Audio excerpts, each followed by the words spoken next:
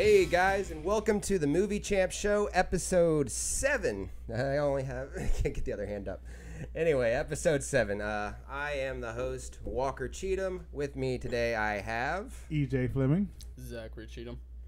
Alright, and on today's show... Man, keep the sound turned down. He working on it. He's working on it. Yeah. We got a lot to talk about today, actually. And surprisingly enough, no movie reviews. Well, you are going to do your follow-up review on Blade Runner, but no new reviews this week. Yes, no new reviews this week because we actually went to Hampton Comic-Con. And we're going to be talking about a little bit of what we experienced there today. Yeah. And we got a couple of news stories talking about the young Han Solo movie having a title now. We have some stories about Netflix, Hasbro, some comments from the Snowman director. We got a Venom talk again. Yeah, some more Venom talk. We got some Thor Ragnarok talk. We got a couple of different things we're going to talk about today. And we got to do like we normally do. We're going to talk about some of the trailers that were dropped this week and the box office predictions. We got some winners and some losers there. No hard feelings for anybody at this table. So, all right. So, let's see. I guess since we have Zach here, he's going to be here for. We're going to do games at the end like we normally do, but we're also going to be talking about the Hampton Comic-Con. So he's going to leave for a little bit after we talk about actual movie stuff because he don't do movies. All right. He don't do them. He does not do movies. He does not do movies. I'll let one like of y'all that. start though. All right. So what y'all thought about it. Okay. I was going to put some clips and stuff together, but we just ran out of time as far as getting some of that out there. We'll probably do a short video to put either later or put for the next week's show. We'll actually show some of what we actually did there. But I mentioned, I think it was on last week's show, that we weren't there in any official capacity. We were there just passing out. Just 3 dudes with a YouTube show. This was my first time actually at Comic-Con, any Comic-Con, so that was real fun for me. It's a one-day event here at Hampton. It's nothing like this New York Comic-Con or San Diego Comic-Con where it's a really big event or anything, but it's still really fun and really communal. I got to see some people there that we all know. I think we all met or found some people there that we had. Oh, did you?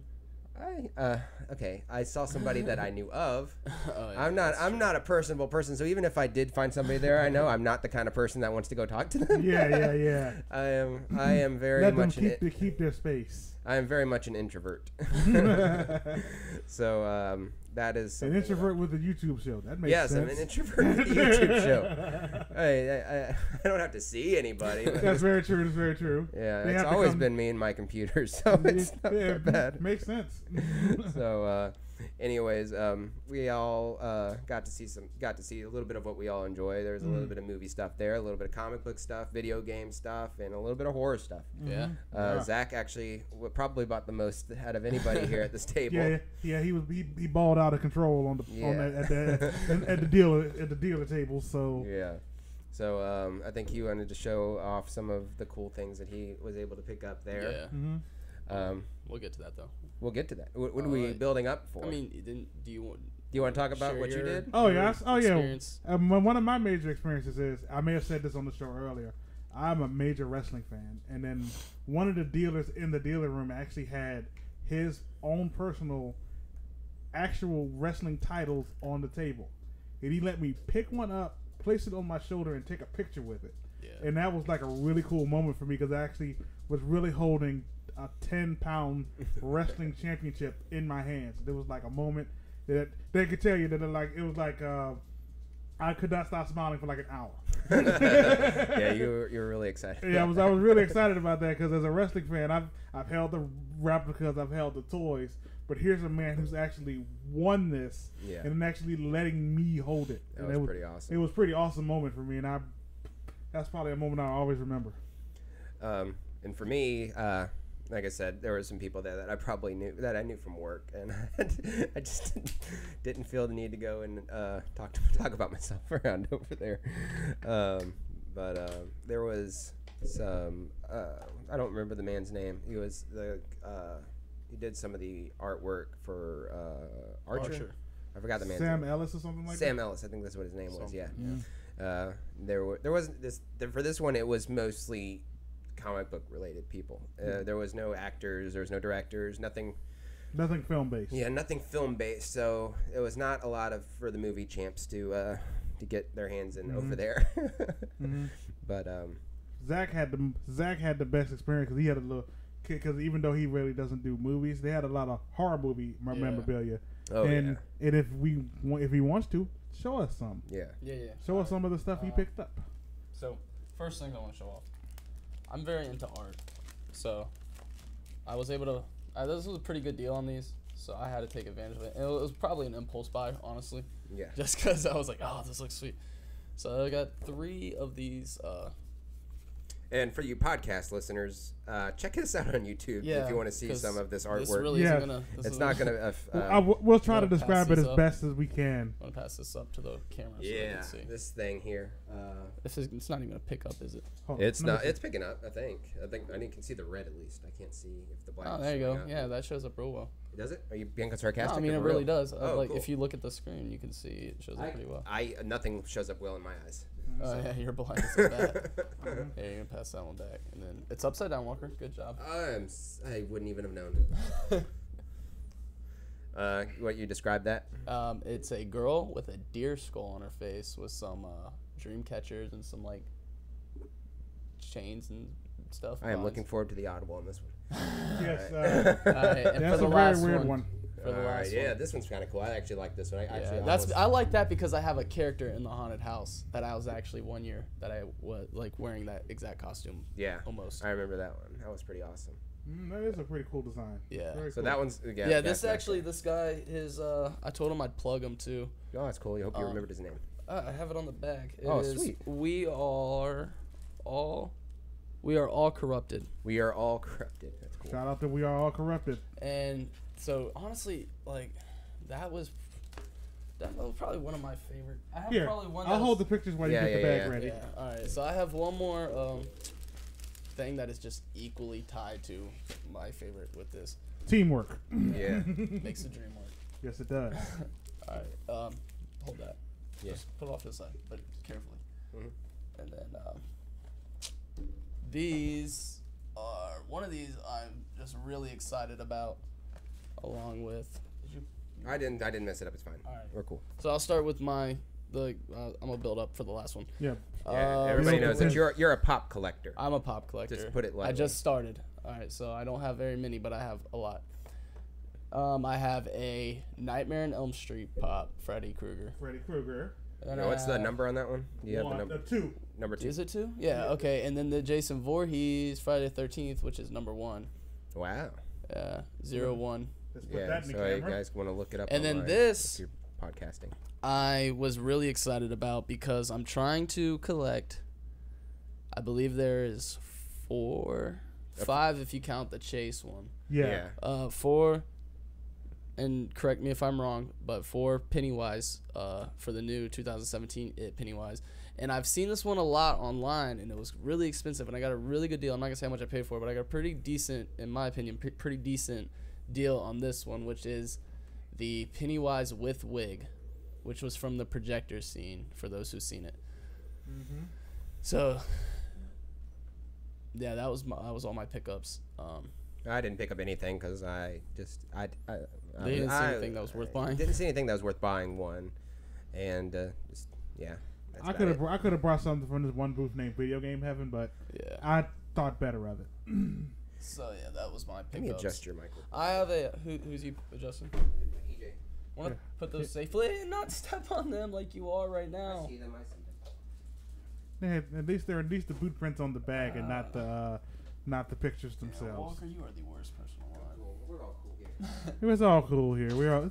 It's cool. Yeah. Okay, I can hear you a lot better now. All right. I think you just needed a little bass. Okay. All right. So, just be on the lookout. I'm hoping. I mean, if I did not take a lot of video there, so it'll only maybe be a 2 or 3 minute highlight reel. So it'll either be its own video or somehow show up on next week's episode. Okay. I'll figure out what I'm gonna do with that footage. But yeah, I was going there. I was mostly just going to support the movie champs and not expect to actually see anything horror at all. I've never been to Comic-Con. I looked up videos of Hampton Comic-Con. It was mostly a lot of cosplay. Which then again, I did see some cosplay that was pretty cool. So it was a new experience for me, and I was not disappointed. It was a very small Comic-Con compared to, I guess, San Diego and New York. Yeah, we've been to a couple expos and film festivals and stuff like that. Yeah. Where there was quite a bit more there for us. But I mean, we're new to this Comic-Con stuff, and I think it was a new, enjoyable experience. I thought it was really fun. So. Yeah, I'm definitely looking forward to next year, and for the Tidewater Comic-Con, another local one. That's going to be next in May, I believe. Yeah. So, all right, we're going to try to go to other things. I think we might try to make it to NecoCon, depending on how our schedules work out. I'm mostly free on weekends, so I might even just drop in just to see what they have. Yeah. So, might go to the NecoCon. I think that's in November. November 3rd through the 5th. 3rd to the 5th. Okay. Oh wow. Very, very soon. Several days, and the Comic-Con was one day. Yeah. Several days, and it's long. Yeah. All right, so let's go ahead and get into that movie news that we were talking about. You're good to go? I'm good to dip out. Want me to bring my mic? Just turn yourself down. You're the level 3. 10-4. Oh, you want to bring? Oh, yeah, bringing your mic with you. Okay. I twisted the wrong knob, so I'm gonna. All right. Anyways, let's go. You don't need to take your mic if you're gonna come back to play the game, aren't you? Oh yeah, but I mean, if I had comments to read, I guess. Yeah, just call them out if I get a comment. Okay, well, just leave everything on. Don't turn down or anything. Yeah. Because you'll forget to turn it back on, and that'd be embarrassing. All right. So make a lot of noise. As much noise as you can. Yes. Rattle it into the microphone next time. Just rattle the microphone itself. All right. So anyway, let's go ahead with the top story. The top story. It's the young Han Solo movie title revealed. All right. Oop, I need to turn my remote on. Okay. So that's the young. Did it switch? It did not switch. There we go. It did finally. Okay. So the young Han Solo movie title has been revealed. All right, so director Ron Howard announced in a video shared to Twitter the title of the Star Wars spin-off film about the young Han Solo. About the young Han Solo has been revealed as Solo, a Star Wars story. He also said that the movie has now wrapped and will go into editing.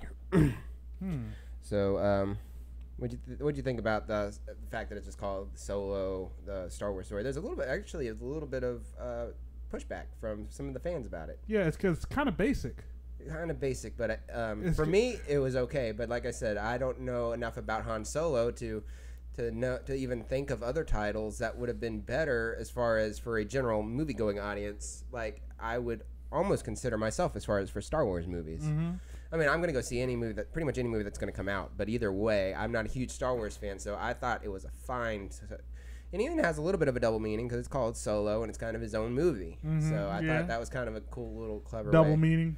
Yeah, I mean, I could see that, but I could also see where they come from. Where Solo, a Star Wars story, is just like very basic. Right. It's just okay. This is a Han Solo movie. Let's just call it Solo. Right. It kind of feels like they just called it Solo just because they could. Right. Where they could have just been a little more creative. You know what I'm saying? Yeah, I understand. Well, for me, it was okay. It was what I actually didn't even think about the fact that it needed another title. I thought the Han Solo, a Star Wars movie, was already its official title. To be honest with you, I forgot even that it was even going to be like, oh wait, they haven't officially titled this thing. Because I mean, I've written a couple stories on the side about it, and I've used the Han Solo Star Wars story as its title for some of the stories. So I didn't even think about the fact that it didn't even actually have an official title yet.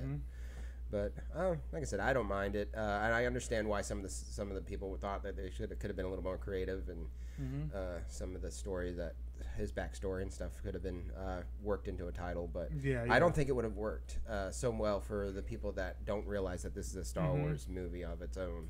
Because even some people, like I said, they forget. There are some people that forget that Rogue One, or did not know that Rogue One was going to be its own title, its own movie. They thought that was pretty much an Episode 8. Some people until they actually got to go watch it realized it was its own movie. So I don't know. I don't work so well in marketing. I wish I was a little better at it because I'm trying to build up that subscriber count. Yeah. Guys, remember to hit that subscribe button and like button if you don't make it to the end of the video. Like, comment, subscribe, and hit the bell. Yes, please. Oh my gosh. But anyway, so that's it for the Young Han Solo movie. It's a short story. Don't need too much to talk about. No. There. So, our next one is the Netflix to release 80 original films in 2018. You want to read that one? This has got quite a few slides. Yes, I do. Okay. Hang on, it didn't switch, did it? It switched back to the Han Solo. Yeah. Man, this thing. I hit the wrong button anyway. That was my fault anyway. Okay, now it's on the Netflix one. There we go. But there's no words on screen. Gotcha. Go ahead. Okay. Netflix expects to release around 80 original films next year, as it looks to hit the kind of scale in movies that it has achieved on the TV side, according to Chief Content Officer Ted Sarandos. They range anywhere from the $1 million Sundance hit all the way up to something on a much larger scale, like Will Smith's star Bright. Sarandos said in an investors interview Monday about Netflix third quarter 2017 results, Netflix target for original movies next year compares with a 2017 slate of about 50 film titles that it has released or is scheduled to debut globally.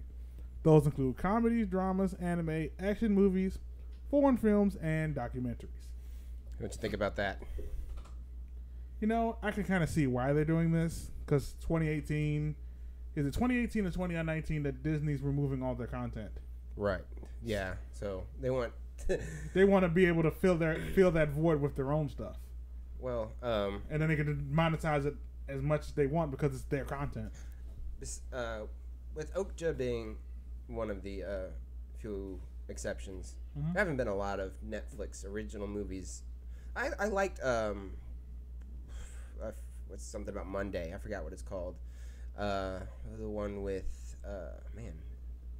Can you look up the name of that movie? It's called or something about Monday. I forget what it's called. It's got what's that? She's from. She was from.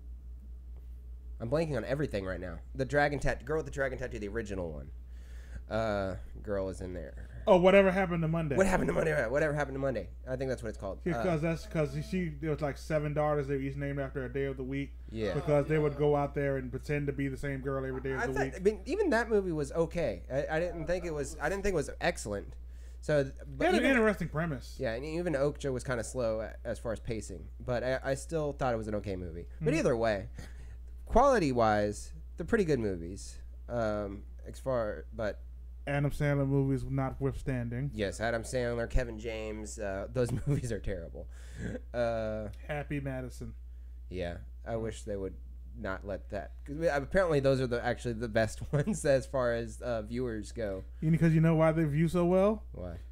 Because as like most stoner comedies, you don't have to go nowhere to watch them anymore. Yeah, that's true. They just come. They come to you now. Yeah, you don't even have to go to the Redbox to get them. You just turn on your TV. Yeah. Yeah. I don't know. I hope that their quality gets better. Oh yeah. Because Death Note was terrible. I did not care for Death Note at all. Death Note was bad. I will agree because I actually watched the anime it was based on. Really? And a lot of the things they did in the movie. I hear Zach going, well. So he disagrees. Did you like Death Note? But I never seen or read anything. Because the Death Note, because the way Zach didn't know any. I mean, I didn't know too much about I knew the way they portrayed the characters in the movie are nothing the way they portrayed in the anime. Light Yagami is portrayed as a man. Even though he's only in high school, he was in control of everything from beginning to end. That was one of the character traits that made him so cold, is the fact that he was in control until the very end where he met his fate. He was in control of everything. Right. He orchestrated situations to where he could control everything from afar. Right. Well, let's not get into a review of Death Note, but let's stick to the story. But I do agree that it was mostly the character development in the movie. The fact that the movie's only 80 minutes was a huge problem. But so I'm hoping that a little more thought goes into how their budget's going to work. I mean, they're definitely considering the budget. That's probably a big part because they're so much in debt, but still they're paying their bills, I'm sure. yeah, I think 80 movies is a lot, and I would be more excited had their last 50 been okay. But it's not an exciting story for me as far as 80 movies. Lot of the, but if they consider their stand-up specials movies, a lot of those have been good. That's true. They do put out some pretty good stand-up specials. Not all of them, but the last few I've watched, both the Dave Chappelle ones, and their documentaries are the documentaries are good. Yes. Yes, that's actually considered a series. So this is completely separate from the TV shows that they're putting out. Mm-hmm. Their series like American Valor. What did I say? Valor. Not Valor. What's it called? The one that we watched the other day with the high school kids. Oh. Vandal. American Vandal. That was excellent. Mm-hmm. So their series and TV shows, they're doing great. Whatever, if that's a division or if it's run by the same folks, they're doing great on TV. Yeah, they are doing great on TV. There's not a show, there's a couple shows that probably I haven't seen, but the ones for the most part that I've seen. What's the Jason Bateman one? What is Ozark? Ozark. Yeah, thank you. Ozark, Stranger Things. Because the reason why the Netflix shows work so well, because I heard Marvel say the same thing, is that even though it's a TV show, by it being on Netflix, it allows them to film it like a movie. Yeah, and even The Ranch, I actually like that show a lot too. Yeah, what's the one that we watched the other day that we pretty much went through the entire day? It was funny one. It's kind of funny. It's got Mike or what's his name? Michael Rappaport in it. Who's that? Michael Rappaport. I don't know. Oh man, I don't know. It was the one with the kid with the autism. Oh, Atypical. Atypical. That was a very good show. We watched that in just. Hey Walker, didn't mean to interrupt. What's the computer doing?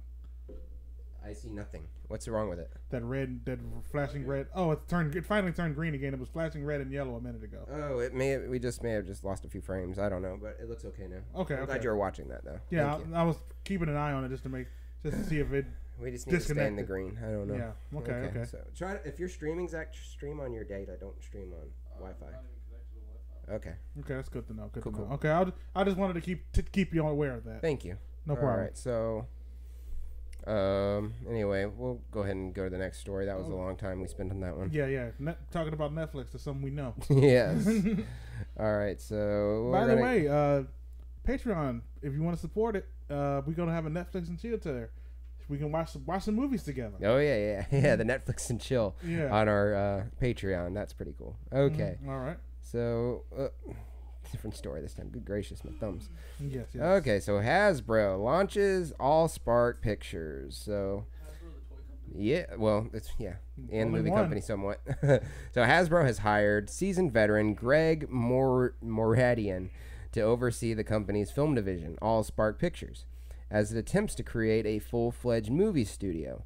As president of Allspark, he will oversee film and television production starting in January. Sources say the company has been making an effort to raise money to start its own studio for some time, and is trying to attract funding in the 9-figure range in order to properly develop its own slate of films. The hope is to transform itself into an industry player to rival Marvel Studios. Hasbro. The reason why the Marvel Studios formula worked is because they actually had established stories to play off of. You just make a blurb on the back of an action figure box, and now you're gonna try to turn that into a 2-hour movie? Yeah. Man, that's not really gonna work. So far the movies that Hasbro has put out, we got with Transformers, we've got My Little Pony. Anything else? They didn't do Emoji Movie. That wasn't theirs. No, but they did do both G.I. Joes. Oh yeah, G.I. Joe. Okay, so they don't have very good source material to go, or they have probably okay source material as far as some of those go, and that's the good ones. Like the G.I. Joe was probably the easiest one to make, and you messed that up twice. Yeah, we don't need. Even though Retaliation was better than The Rise of Cobra. Yeah, we don't need a Shoots and Ladder movie. We don't need Mousetrap. What else do they do? I don't know. I don't care. I heard reports they're trying to make a Monopoly movie, but that's right. They've been working on that one a while. Yeah, I don't know how that's gonna work. Or not working on that. They've been talking about that for a while. I wouldn't say that. Give them. They said they was trying to make it like Wall Street or something like that. I mean, that sounds like an interesting thing, but it's already been done. It's Wall Street. It's called Wall Street. Wall Street. Yeah. So, and then how are you gonna add Mr. Monopoly Man to all this? I don't even care. But anyway, yeah, Allspark. and then you choose to name it after something Transformers related, so it could forever carry the stench of Transformers on. I'm gonna give you a little background on Greg Maradian too, real quick. Okay, yes. I want to know what movies he's produced. He's only produced maybe 7 movies. Okay, what 7 did he produce? Let me give you. I'll go ahead and start off with one of them. It's the Twilight series. Oh, he's out. No. That's probably his biggest one too. Oh, that's his. Oh God. Here we go. Here's his IMDb. He's got the whole Twilight saga, and Percy Jackson and Lightning Thief. For Percy Jackson and Lightning Thief, that was okay. And the ones that he did, the few that he did before, he did 3 movies before Twilight. Drumline. Okay, Drumline was okay. Sugar and Spice, and a movie called The Fan back in 1996. I have no idea what The Fan is. Is that The Fan? Wasn't that Robert De Niro movie, or I believe it was? You're right. De Niro and Snipes. Yeah, because about baseball. Yeah. Yeah. So not too bad. That one, I don't even know. I haven't seen it. I've heard mixed things about The Fan.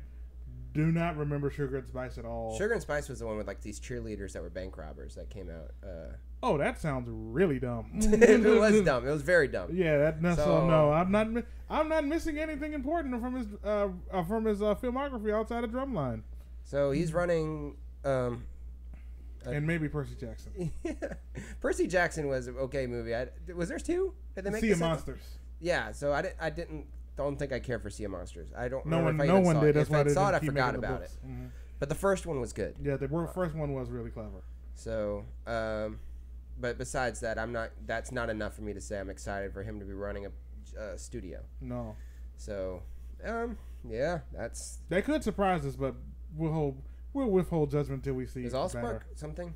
The Allspark is something from the Transformers universe. That's what it's. Okay. I was remember that weird giant dagger-looking thing Shia LaBeouf had in one of them. Yeah. That's called the Allspark. It pretty much passes from leader to leader of the Autobots. So they're letting their Transformers name work for this studio. Yeah. That prestige name. That name that is so far up. Oh, yeah. Goodness. That name that just screams quality. Guys, oh man. And then to go as far as to say that they want to rival Marvel Studios. No, but that's not the first. They're not the first people to say that either. They're not the first, and they won't be the last. Because you know what? I mean, Warner Brothers have been trying to do this entire time. They keep saying we're trying to get there. You know what? I sound like a fanboy every time I talk about it and that's gonna probably be what they're gonna call me in the comments. Is the Marvel fanboy, and I'm okay with that because. I mean, there's a reason they make good movies. They make good movies, and what Marvel did, they took a risk. What you may not know is Iron Man is the most expensive independent film ever made. I did not know that. Yeah, Paramount just distributed the first Iron Man, but Marvel funded that whole movie by themselves. That's pretty awesome. So and that was the risk they were willing to take to make the cinematic universe jump off the ground. But that's why it was still also such a solo movie. Because if it didn't work out, well, we only committed so far. Yeah. But then Iron Man made all the money in the world, and everybody's like, "Okay, when's Incredible Hulk?" And everybody's like, "All right," and Marvel was like, "All right, we got something here." Yeah, I mean, I remember those days. Those were some hard days back in then. The Marvel nights that we had to go through. Oh my gosh. Oh, I remember the Ang Lee's Hulk. Ghost Rider. Gosh, see, guys, I mean, we shouldn't be so hard on Allspark and even DC, to be honest. Well, DC's did okay with. I mean, they're doing okay. They're doing their best right now. DC did the reverse. Yes. While Marvel was out here tanking, DC did good stuff. Yeah. And then all of a sudden, Marvel said, "Okay." Marvel looked at all their pieces and said, "Okay, what do we do with all these pieces?" They looked in their fridge and they looked at all their leftovers and said, "What do we got left?" They threw it all in a pot. And said, "It's pretty good. Yeah. Maybe y'all will like it too." And here we are, a few weeks out from Ragnarok, and everybody cannot wait. Because Kevin Feige, he was the producer of Daredevil and all those movies, right? Too. He produced Daredevil. I believe he did. I don't believe he produced it, but I think he was I don't think he produced it. I think he was just like the knowledge base for these guys. And then when they put this Marvel Studios thing together, they remembered he knew so much about these books, so he was like, "Hey, Kevin, come here, we need you." And then he's been the showrunner ever since. Well, I mean, they try to do the same thing with the guy. Who's the guy that's Jeff Johns. Jeff Johns.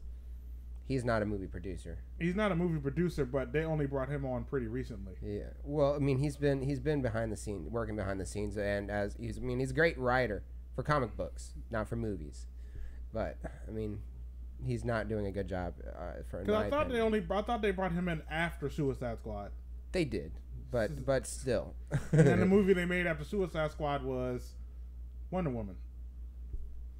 Hang on, I think because it was Batman versus it was Man of Steel. He hasn't been on that long, but ever since he's been running the thing, though, all these movies that they kept throwing out all these ideas. He's not doing a good job at keeping his ideas in order since then. Yeah, but maybe his movies, the movie quality as far as Wonder Woman has been okay, but I was just getting upset as far as they keep throwing out all these movies, and then some of them have already been canceled, and then they kept losing directors and stuff since he's been running. So that part, the behind the scenes part, he's not been doing a good job at. Okay, yeah. That's what I'm trying to.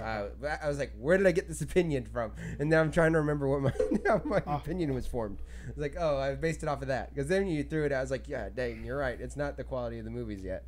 It's as far as him keeping the ship running behind the scenes. And you know something? Every time we do a story, at least one story on this show, somehow it breaks down to Marvel and DC. Yeah, that's true. Yeah, time. we were just talking. Gosh, we were talking about Hasbro Allspark Pictures. I'm glad now you're. And then we're sitting here talking about Jeff Johns and DC for like 5 minutes. Yeah. Okay, this is gonna be all we say until we. You know what? It's not gonna end. Our next story is Venom.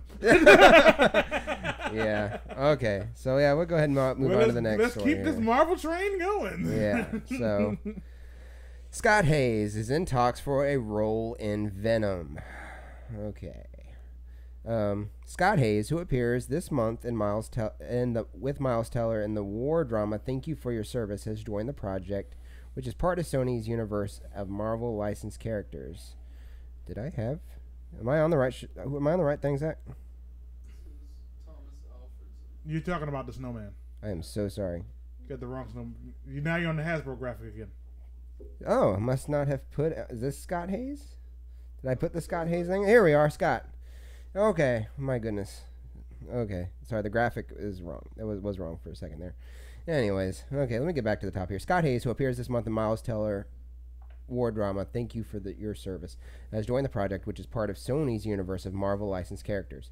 Tom Hardy is starring in as the Marvel anti-hero with Riz Ahmed, Michelle Williams, and Jenny Slate, also on the roll call. Ruben Fleischer of Zombieland is directing. So, what did you think of Scott Haze joining, maybe in talks of joining Venom?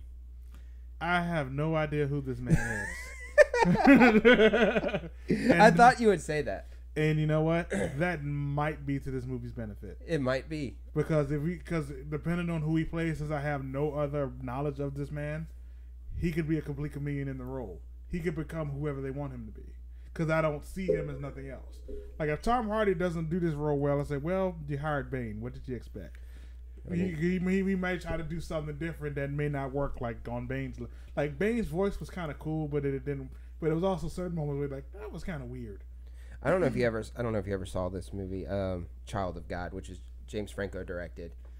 I don't want to say anything about the story because it's very disturbing, but he was very good in that movie, and he played a very deranged person, to say the least. Also, he might be Cassidy Riley.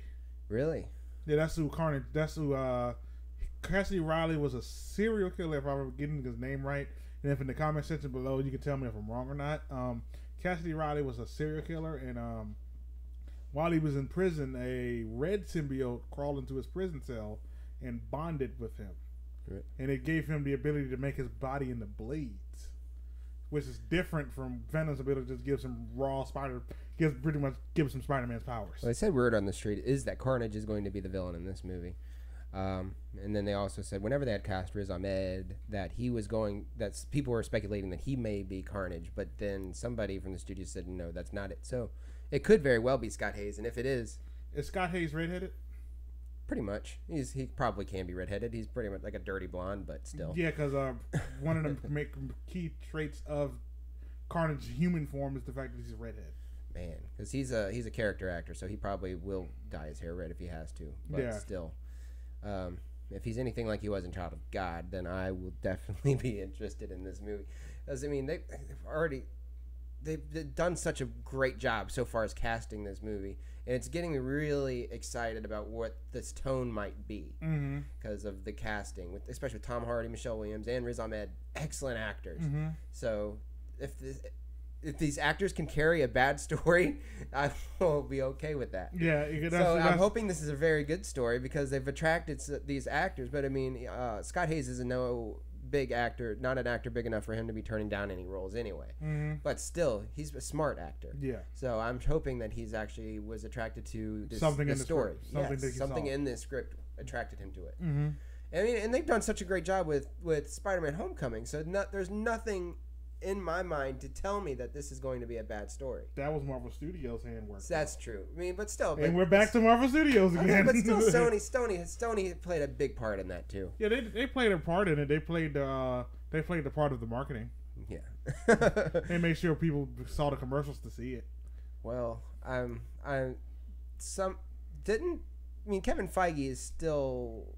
Well, he still wasn't so sure about how Marvel's going to be part of this, if they're going to be part of this at all. Venom. No. What I've heard is this going to be a completely Venom Sony movie, or is this going? Didn't they say that this might be attached to Marvel? Pascal wants it to be connected, but Kevin Feige kind of like doesn't know if it will. Yeah, I think if she wants if she wants it that way, then still, I have no hard feelings at all for her, and they did a great job with the other Spider-Man story. So I don't know. I think I have a lot of hope for it. The only misstep that they really made was with Spider-Man 3 and for the Amazing Spider-Man 2. So that's how many movies is that? 6? Technically. I'm trying to think because no, I'm trying to do the math as 5, 6. Yeah, so Homecoming makes it 6. Yeah. So 2 out of 6 is not bad. I'll say 3 out of 6. 3 out of 6. They're batting 50% for me. Spider-Man 1, Spider-Man 2, and then Spider-Man Homecoming.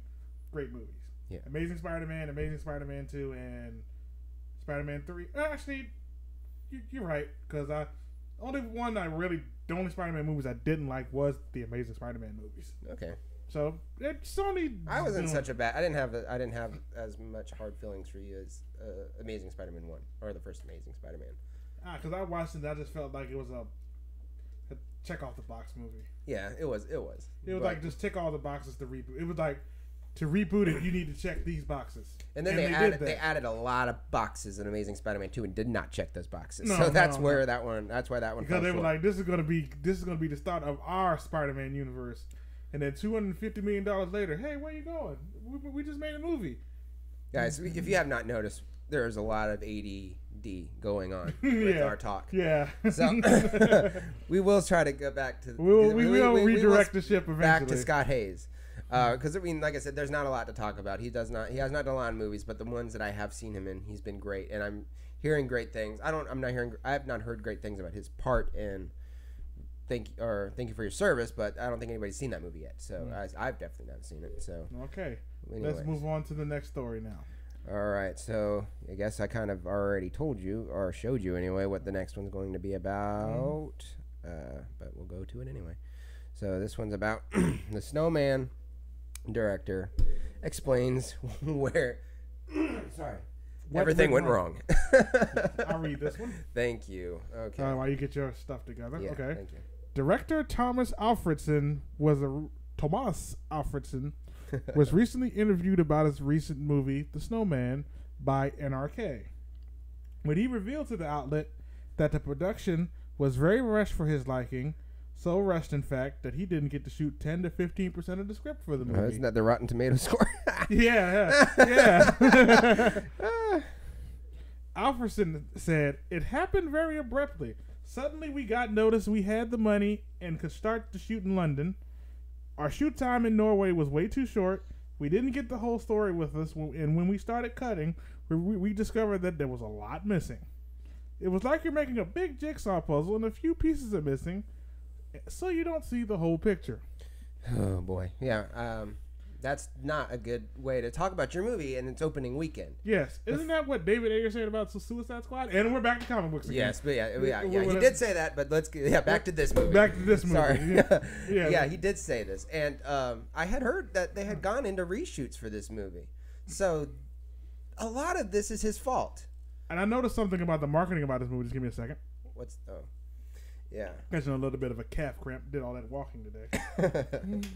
Gotcha. Yeah, I'm having a hard time too, but okay. But anyway, I've noticed something about the marketing that was about the Snowman. For the weeks leading up to the Snowman's release, you just heard that it was the best written about a best-selling novel and all this and all like that. Really? But then the Rotten Tomatoes score the reviews started to come out, and they weren't so good. So they threw a smokescreen up there, and the smokescreen said from executive producer Martin Scorsese. Oh, don't throw him under us. Yeah, but that's what they did. They actually did that in the marketing for like weeks and weeks. They never brought his name up. And all of a sudden the reviews came out. They said it was almost like, well, he executive produced it. Now he's sitting here like. But I said this the other day when we were talking about the Martin Scorsese Joker movie. I said I'm not excited whenever I hear about Martin Scorsese producing a movie because it seems like a very hands-off, which is fine. If he's a hands-off producer, I like whenever producers don't put don't put too much of their stuff and let the directors run the ship. Mm-hmm. But still, I wouldn't want it because of the movies that he's produced. The quality it's not the same as him directing. Mm-hmm. So it does not hold much weight for me whenever I hear about these really good directors working as producers for movies. Because I mean, they're filmmakers themselves, so they trust their filmmakers to go out there and make these movies. Mm-hmm. So it's a little different when you're the business guy that's producing a movie, mm-hmm. because it's the money and stuff that you got to make sure is all being handled correctly. And when your film director is producing a movie, then they like to let their film directors handle things. Mm-hmm. So it doesn't. Yeah, like I said, it doesn't hold much weight when I see Martin Scorsese producing a movie because he has not produced a lot of really good movies. Mm-hmm. It's a very different thing from seeing a movie that he's directed than a movie that he's produced. Cause didn't he executive produce Shark Tale? Or was he just in Shark Tale? He was not in Shark Tale. No, he was in Shark Tale. He was one of the mafia sharkfish, but he was not. Oh, Shark Tale. Is that the Will Smith Shark Tale? Yeah, Shark Tale, yeah. I'm thinking of the Dolphin Tale. That's what I'm thinking of. With Morgan Freeman? Yeah. No. Shark Tale, sorry. Mm-hmm. Okay, so Shark Tale, was he in Shark Tale? Or produced Shark Tale? I don't know. I mean, that's the video game. Come on. Zach, you're the fact check guy sometimes. So Shark Tale. Yeah, well, you want to keep talking while I look this up? Yeah, I always, because I thought that was strange to me how they just threw his name out there shortly after it came all the bad reviews came out. It was almost like they were passing the buck to him. Yeah. And I thought that was kind of messed up that they did that. But for what I've heard about... No, he did not produce Shark Tale. Okay. Retraction. But anyway, but the Snowman, it looked intriguing, but from what I've heard, it's just weird and violent for the sake of being weird and violent. Yeah. Well, unlike a movie like Seven, everything served a point. This one was just like, well... We got this dark, gritty, violent Norwegian story we can make a movie out of. Let's just go ahead and do it. Yeah, when we had initially talked about this movie a few weeks ago, I said it can go either way with these types of movies. Mm-hmm. This style, these mystery, what do you call it? Mystery thriller movies. Mm-hmm. Sometimes they can be really good, like Insomnia. Or sometimes there's one that came out, I think, last year or 2 years ago, that a director, Billy Ray, had directed. That always has been coming to my mind lately when I think of these style of movies. Secret in Their Eyes, with Julia Roberts was in there. Her daughter is killed. It seemed like a very interesting premise, but it was a terribly made movie. That was the one with Chiwetel Ejiofor, yeah, right? Chiwetel Ejiofor was in there. Yeah, that was a terrible movie. And that's now what I think of when I think of how can these style of movies go wrong. Mm-hmm. I think of that, or I think of some of Liam Neeson's throwaway movies. I think about those movies. So I was like, man, this seems like a really interesting premise, and then the execution has to work, and it did not work here apparently. I still have not seen it, and I'm being very turned off by even wanting to go see it now. Yeah, me too. Even if it's bad. So I hear it's not even enjoyably bad. It's just bad. So there's no man. I don't want to say what other people have said because I don't want to actually see it myself. So I won't say what other people have said about it. But yeah, I just hear that it's bad. Okay. And he agrees. Yeah. So maybe that's probably a situation when the director's cut, if there is one. There's not gonna be a director's cut. He reshot this thing, and he still says the footage is gone, not there. They didn't make that footage. So how do you reshoot a movie and still not get the footage that you needed to fill up that 10 to 15% that's not there? But even though, okay, I will say this: some people have said even if they did have that 10 to 15%, it would not have made this movie any better. Okay. So cool. It's just not there. It was just bad from. It's just bad from the jump. Yes. Okay. So, I don't know. It's upsetting because it looked like a very interesting movie. And I know that I see what our next story is going to be. Let's flip stories so we can give them a break from Marvel. Yeah, let's give them a Marvel break for a moment. Okay, so we're going to give you Okay, we've been on the right screen. Okay, so we're going to flip it for a second. Well, we're going to flip stories to give y'all a break, and we're going to talk about the Addams Family to be a CG movie directed by Conrad Vernon. Yep. So I'll read this one. Okie dokie. Conrad Vernon, who co-directed the raunchy animated comedy Sausage Party, is on board to helm MGM's upcoming animated take on the Addams Family. According to The Hollywood Reporter, the film will be produced by Vernon, Gail Berman from the Jackal Group, and Alex Schwartz. Pamela Petler of The Corpse Bride, Monster House wrote the screenplay based on the cartoons from Charles Addams, with revisions from Matt Lieberman. The CG animation work is happening at Cinesite Studios in Vancouver. So same place where they did the Sausage Party, I believe. No, it's not the same place. Mm-hmm. Okay, so it's not the same place. But either way. Okay. What you think of that? I'm looking in our notes here, and I see a few of the other movies that he did. Madagascar 3, Monsters vs. Aliens, and Shrek 2. Solid films. I have no complaints. No complaints.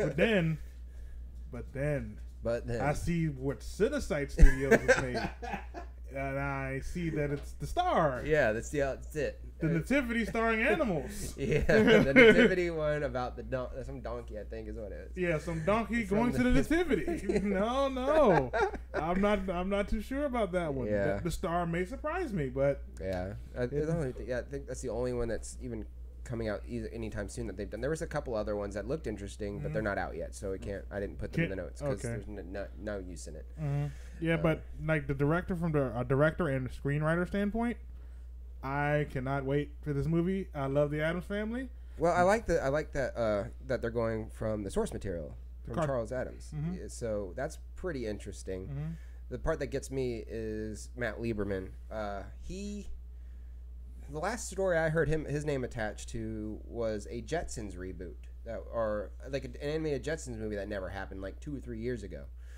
That's the last time I'd ever heard his name. I'm gonna look him up real quick and see if he actually has done anything. But yeah, it's interesting that he keeps getting his name attached to these animated movies off of those boomerang classics, I guess you call them. I don't know what you call them. Hanna-Barbera classics. Hanna-Barbera classics. Even though this one is not.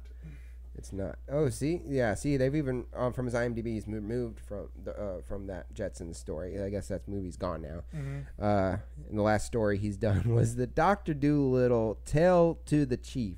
Was that like that real? What is that? That was a direct-to-video? I think that might be technically Dr. Dolittle 4. Yeah, that was the one with Kyla Pratt. Yeah, after Dr. Dolittle 2, they kept making Dr. Dolittle movies starring his daughter. And he's doing a Short Circuit reboot, which his name's attached to there, which doesn't mean nothing because there's no date or anything. So that just was a rumor that probably was a long time ago. Yeah, as long as they actually if they're gonna recast that character, cast a certain character, cast him right, and not just do what they did. You know which character I'm talking about. I don't have to say on the show. Yeah, and in 2020 a reboot for Scooby-Doo. It's just called Scooby at the moment. So He likes his Hanna-Barbera cartoons. Yeah, he does. So yeah, I don't. The only thing that excites me about this story is the director and I guess the premise and the screenwriter. Because Crossbody and Monster House were two really good movies. Oh yeah. Sorry, yeah, it was. Yeah, she's a screenwriter, but the revisions are with Matt Lieberman. Oh yeah, so he's the final. He gets final say, and hopefully he likes what he sees and doesn't have to do too much revision because that Dr. Dolittle movie. My gosh. Yeah, tail to the chief. So okay, now we gave you your break. Yep. Now we gotta go back to Marvel. All right, we'll try to keep it brief. I'll let you read this one. Thank you. And this one is referring to Tessa Thompson and Kevin Feige's remarks about a possible all-female Marvel movie. At the press conference for Thor Ragnarok, the Creed and Dear White People actress Tessa Thompson, who plays the character Valkyrie in the upcoming Thor Ragnarok, revealed that now that she's an MCU player, she wants an all-female superhero team-up movie, and she's already working with her fellow MCU ladies to make it happen. Recently, I marched up with a couple of other women who worked in Marvel and asked Kevin, how about a movie with some female superheroes? Like all of them, Thompson said. Feige replied, it was a pretty amazing movement to be somewhere and have your shoulder get tapped and turn around and every female hero we have is standing there going, how about it? And I said yes. And I say yes. Really? Bring it on. I'm my body is ready. I want anything you got for me, Marvel Studios. I'm pretty much willing to accept. I watched Iron Fist. You owe me. I agree with you on that one. you owe me one for Iron Fist. That you may owe us some. You actually owe us two. So who? Oh, really? Yeah, Iron Fist and Inhumans. You owe us two. Yes. You owe us two, and this will be a nice. Well, that's the television division, though. They I don't know how much they owe us for the movie part. 2 bad TV shows equals 1 movie. There you go. That's a good trade. Yeah, if you give us 1 good movie, we'll erase the debt for your 2 bad TV shows. Well, I wish I can rate this on her performance, but I'm hearing nothing but good things about this movie, and I'm hearing pretty good things about her character. Oh, yeah, I hear her character is really cool. So, yeah, I'm excited to see what's in store for that. Mm-hmm. I'm trying to think of who would be in this movie. It sounds like it's going to be Black Widow, Captain Marvel? Captain Marvel, maybe. Who else could be in it? You still have Sharon Carter out there. Oh, yeah. So Agent Carter's niece. Yeah. So that sounds pretty solid. Sounds pretty cool. And you can still have Scarlet Witch out there. Oh, yeah. She's got Scarlet Witch. And then who else? You still have Lady Sif from Thor. So there's still characters. There's a lot of female characters they have out there, and it makes me wonder. This might be a Phase 4 thing. Might be a Phase 4 thing that we might get a tease for in Infinity War. Because for them to all be there in one room. That's a good point. So is Captain Marvel coming out before Infinity War? After. But it's technically set before Infinity War. So she might have an appearance in Infinity War? Oh, she'll have an appearance. It's just the fact that her movie takes place during the 90s. That's right. Okay, so we might get so we might get a lead into that, maybe. Yeah, it's like something like we'll get a lead into that. We'll get an introduction, and then we'll get a prequel, basically. Yeah. To that introduction, so that sounds pretty neat. Mm-hmm. Yeah, I'm on board for that. Mm-hmm, me too. It'd be pretty neat. All right, now that we've done all the news stories, it's trailer time. Trailer talk here now. Let's see here. We're going to start off with a title that I am uncomfortable saying in public. I Love You, Daddy. Trailer. So, let's see. TV producer Glenn Topher is a divorced dad whose teenage daughter, China, is living with him during her senior year.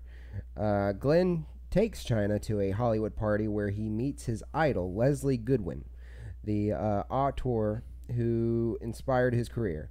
During the evening, the gossip about Goodwin's preference for underage girls begins to look plausible to Glenn when the older man shows an intense interest in China.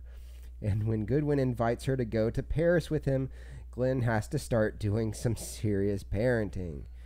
My God, that sounds like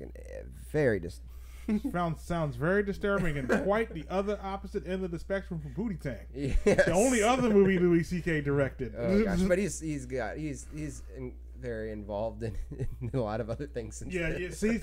He's changed since then, but it's just the fact that it wasn't his fault for Pootie Tang. He said that he was locked out of the editing room when that movie was being edited, and then it just became a mess.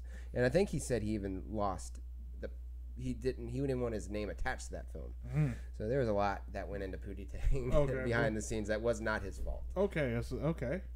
But the story on this sounds interesting enough. So let's move up about 15 more years to now, or whatever this was. Yeah, and the story sounds interesting enough. It's always that cautionary tale of never meeting your idols. Yeah. Oh man. The trailer, you saw pretty much this whole entire plot play out in the trailer. So it looks funny, and I've heard some talk about the material being extremely offensive to people at the last, I think it was Tribeca. It played at Tribeca, I think is where it premiered at. Yeah, it was people that there's a lot of those film festival crowds, man. They boo everything. So there's some real gold things that they boo there. So I'm besides that, the actual film critics themselves actually enjoyed this movie. I'm not going to say that this is a movie that people hated. People like this movie, and they said that this is very much his material in the script. That uncomfortable edge that he likes to walk. Yes, he walks that edge. That's very politically incorrect. So, I'm looking forward to seeing this. Yeah, this does look very interesting. Yeah. So, and a lot of all-star cast. Yeah, pretty. Which sometimes can be a turn off depending because of certain movies that have all-star casts being. This just sounds more like a movie that a lot of people wanted to be in, more than the fact that they needed to put out a lot of money into acting to sell this movie. So this could have just had Louis C.K. and been enough for me to want to go see it. But the fact that it's got Chloe Moretz, Pamela Adlon, John Malkovich, Charlie Day, Rose Byrne, Edie Falco, and Helen Hunt, it's excellent. It looks pretty good. Yeah, so we look at that's actually, and it's coming very soon, November 17th, because it got picked up right at the festival. People, I forgot what studio's distributing this thing, but I think it was Amazon. No, it's not Amazon. Either way, a studio picked it up at the festival, and it's coming out very soon. It's looking to be some counter programming to Justice League because it's coming out the same day. Wow! So they must not have paid too much money for it. They might not have paid too much money for it, or they just want to make sure it gets in theaters in time for Oscar recommendations. That's true. I've been waiting for Louis C.K. to get nominated for an Oscar since what was the movie he was in not too long ago? Oh, he was Wolf of Wall Street. He was a supporting character, but still, he was really good in that movie. And he's been in a couple things since then. But yeah, I look forward to seeing anything he's in. And now I'm looking forward to seeing something he's directing. If you hear the tapping, it's the dog walking around. Pick him up. Okay, so we're going to go ahead and move on to the next one. I'll let you read this one. Back to some Marvel stuff again. Back to Marvel again. We're Marvel boys in this house. Okay. We'll try to keep it brief again. Yeah. Okay, this is about Black Panther now. After the events of Captain America Civil War, King T'Challa returns home to the reclusive, technologically advanced African nation of Wakanda to serve as his country's new leader. However, T'Challa soon finds that he is challenged for the throne from factions within his own country. When two foes conspire to destroy Wakanda, the hero known as Black Panther must team up with CIA agent Everett K. Ross and member of the Dora Milaje, Wakandan Special Forces, to prevent Wakanda from being dragged into a world war. Wow, that is a lot of words I cannot pronounce. Yeah, I see why you let me tackle that one. It's that Star Wars thing. There's so many names. There's so many apostrophes in weird places and J's and L's. Yeah. So either way, but about the trailer, that trailer looked awesome. It did. The visuals this is probably gonna be one of the more visually amazing movies. Besides like those Doctor Strange. No, not Doctor Strange. I didn't like the way that one looked. But I like the way Doctor Strange looked. What am I thinking of? I'm thinking of these like the Thors in the galaxy. This Guardian of the Galaxy. Yeah, whatever they call their universe. Cosmic. It's less cosmic than those. So this one's got its own little universe for this one, and it looks amazing. Is it T'Challa? The place? T'Challa. That's where they're at. Wakanda. Wakanda is where they're at. Wakanda. Okay, so Wakanda. Yeah. Good God. Okay. Looks amazing. I'm going to teach him how to get this right in time for February. He will not butcher this in time for the review. Yes. I'm going to have it on the dry erase board. Wakanda. So King T'Challa is that? Okay, either way. I'm not gonna embarrass myself anymore. Okay, just say let me make that one easy for you. Just say Chadwick Boseman. Chadwick Boseman. Yeah. Okay. I'm gonna make it easy. I won't make it easy in February, but for today, Chadwick Boseman. He is just shaping out to be one of my favorite actors at the moment. Yes, he is. Anytime I see him in something, it makes me extremely excited. And he was such a good player in the Civil War. That's where he made his first appearance, right? Yeah, because that's Everett K. Ross' character. Yeah, that's who plays Everett K. Ross. Chadwick Boseman isn't Black Panther? No. Chadwick Boseman is Black Panther. I thought you were talking about Martin Freeman. Oh no! Yeah, Martin Freeman was really good in Civil War, as everybody pretty much was good in that. Yeah, Civil War was just great. And we get to see a little bit more of what's his name? Claw. Yeah. What's the character's name or the actor's name? Andy Serkis. Andy Serkis. And Killmonger, also Michael B. Jordan's character, he's actually not wearing a Black Panther suit per se. He's wearing what is called a Golden Jaguar. Really? So it's similar to the Black Panther in design, but it's called technically the Golden Jaguar. Well, now the question is, how did he get his hands on that? Yeah. That's what the movie needs to answer. Yeah. But then we're in that Ant-Man movie mode. But I will give Marvel a ding on one thing. All their villains are just like mirror images, and that may be the point. I wish I sort of, because I liked the last trailer. I enjoyed the last trailer, but it was far enough separated from the Justice League trailer that I can get excited about the Justice League trailer. I mean, even that trailer was still a little underwhelming because it was such an obvious look at this new tone that we're giving this movie. Yeah, I was underwhelmed by the Justice League trailer because there was no moment that made me go. Yeah, they missed that money moment. Yeah, like when I watched the Black Panther trailer, I saw a lot of moments that made me go, yes. So now this makes me, which is why it upsets me that I'm way more excited to see the Black Panther movie or pretty much everything that Marvel has been putting out, even like Thor. I mean, even Thor's coming out before Justice League still, which is by 2 weeks. So it makes me a little upset that I'm not.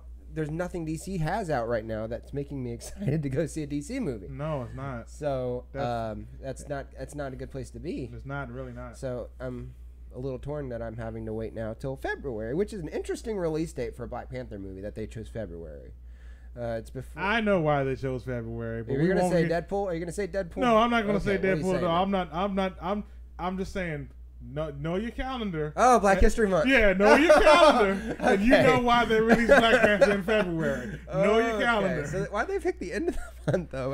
No, it's the middle of the month. They picked the middle. They picked the middle. Okay, I thought it was the 26th at first. And then they knew what they were doing by picking February. They know what they were doing.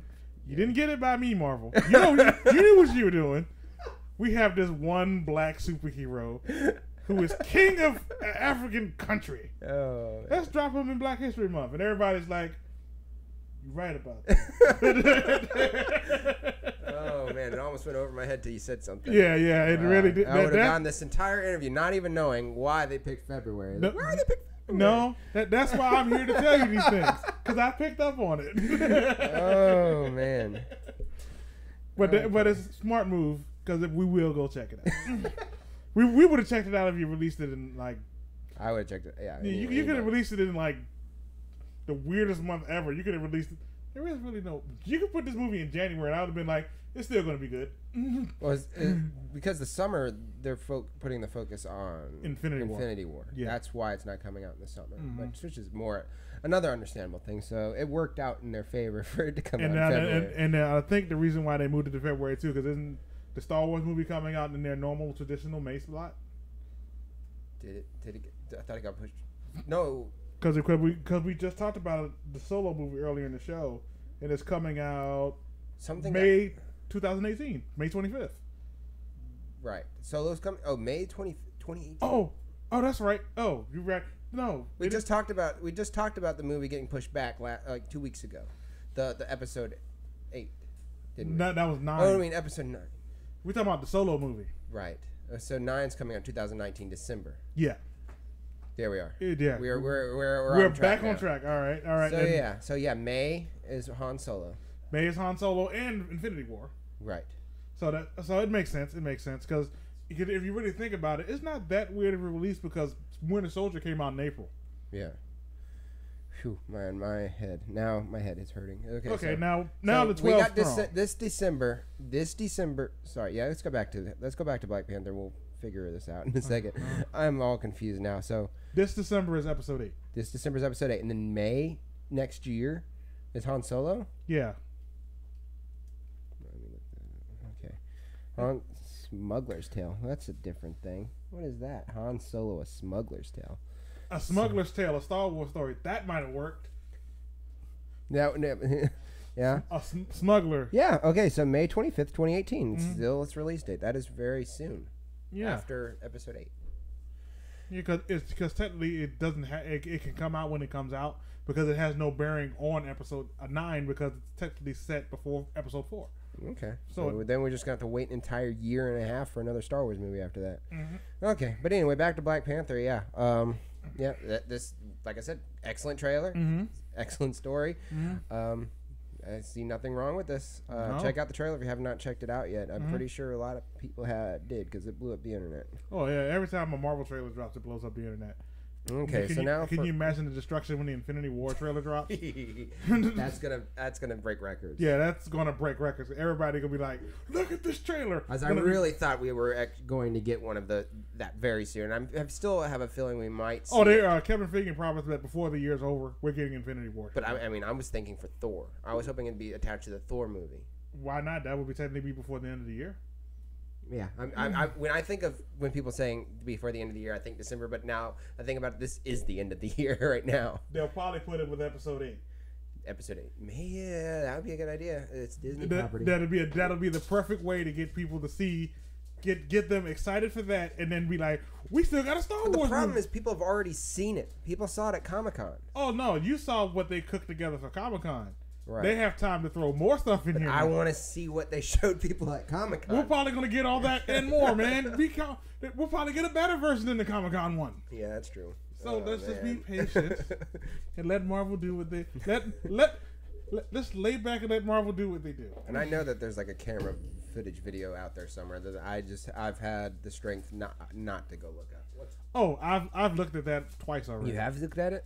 I have. Oh man, I have not looked at it. See, I didn't want it to. I hate the way those things look. First off, I won't watch any bootleg crap. You know, when it's something like that, I'll suffer through it. Yeah. I suffered through it, and I was like, yeah. As I watched the bootleg Suicide Squad trailer. The bootleg and the way the trailer opens, the way the Comic-Con trailer opened, that was great. Okay. Do you want me to tell you what happened? No, don't tell me nothing. Okay. Don't tell me nothing. I know a little bit, and that's more than I wanted to know. Okay. Okay. We're done with Marvel now. We're going to. Well, sort of. We're done. We gotta go to Chris Hemsworth. Yeah, we got a Chris Hemsworth story now. Good. Switch. There we go. Remote. Unofficially sponsored by Marvel. Yeah. Welcome to Marvel Champs. Yeah, Marvel Champs. Okay, so you read the last one. I'll read this one. Okay. This is long. What's up, Zach? Hey. Hello. Oh, hi guys. Hello. That was Zach telling us that Night Hippie Chick and Jonathan Drew said hi. So we like to say hi back. Okay, so let me go ahead and read this story. This is the 12 Strong trailer. I'm not telling you the whole title because it is very long title. The unofficial something. See, I almost tried to read it. Anyway, here's a summary. So 12 Strong is set in the harrowing days following 9/11 when a U.S. Special Forces team led by their new captain, Mitch Nelson, which is played by Chris Hemsworth, is chosen to be the first U.S. troops sent into Afghanistan for an extremely dangerous mission. There, in the rugged mountains, they must convince Northern Alliance General Dostum, played by, Negabond, to join forces with them to fight their common adversary, the Taliban and their Al-Qaeda allies. In addition to overcoming mutual distrust and a vast cultural divide, the Americans, accustomed to state-of-the-art warfare, must adopt the rudimentary tactics of the Afghani horse soldiers. But despite their uneasy bond, the new allies face overwhelming odds, outnumbered and outgunned by the ruthless enemy that does not take prisoners. What do you think about that trailer? I watched that trailer and I was like, this could be either really good. This could be like another Saving Private Ryan or something like that, or this could be another. I'm trying to think of like, this could be another Enemy at the Gates. Oh, really? Where it has like just nice prestige to it and everything. Right. But it's a little empty. There's a little empty as it goes. I'm hoping. What's up? Okay. I didn't know what he said. You hear it? I don't know. Either way, yeah, it could be. It is a very interesting take, like you say, fish out of water. You know, soldiers who are used to calling in airstrikes and whatnot now have to rely on tactics on horseback. Right. That's a very different thing for them to encounter, and then have to do it on the fly. Yeah, that could be a very interesting angle to come at it, and I'm interested to see what they do with it. Yeah. As long as they don't go the Hacksaw Ridge route and just add unnecessary amounts of violence to it, because I didn't think that the Hacksaw Ridge violence was completely unnecessary. It was realistic. It was hard to watch. It was hard to watch, but there were some scenes that made you go, "Really? Did we need that?" Yeah. The body sitting up, screaming, getting and then him and the body getting blown to bits. That was. I mean, yeah, you are not wrong about it being excessive, but I think war is excessive. War can be violent, but it can also. But you can also glorify the violence too much. I get you that. Instead of like actually making it like it looked like a horror movie. That's what I felt like watching the violence in Hacksaw Ridge. It felt like a horror movie, but it was showing the horror that these people were going through, which made me even more like Saving Private Ryan was a violent movie too, but yes. the violence actually fit the tone. Yeah. But where Hacksaw Ridge, it was just like, well, what can we do now? That it did show you that this is going to be the moment you saw that in Hacksaw Ridge, it was an extreme shift in tone, because it felt like a romantic movie for a little bit there, and then you get right into it, and then it was just a shift right there. The tone shift, the tone changed, the color tone changed, everything changed in that movie right there at that moment, and then you knew you were in a new zone, which was really an interesting way that Mel Gibson directed that movie. Mm-hmm. But he directed that movie. It was one of my favorite movies of last year. So, but yeah, this 12 Strong trailer, I'm getting that this is probably going to be very similar. But it is releasing in that same similar slot that didn't 13 Hours come out in January? Yes.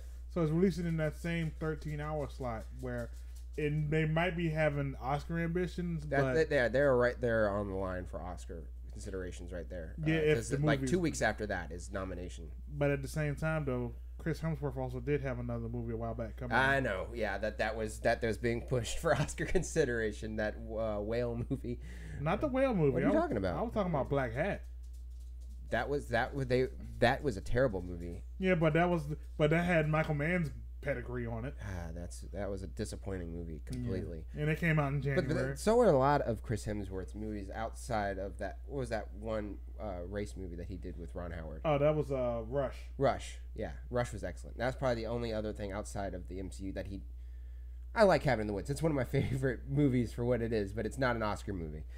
But either way, he needs this to be a good movie, because otherwise he's going to get stuck in that Thor thing, which is, I feel like Chris Evans sort of is, and he's got a couple good ones outside of Captain America, but it's still hard to see him outside of Captain America right now.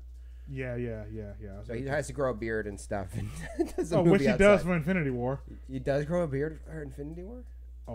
I've said too much. Okay. I've said too much. But yeah, I mean, this is excellent story. Yeah.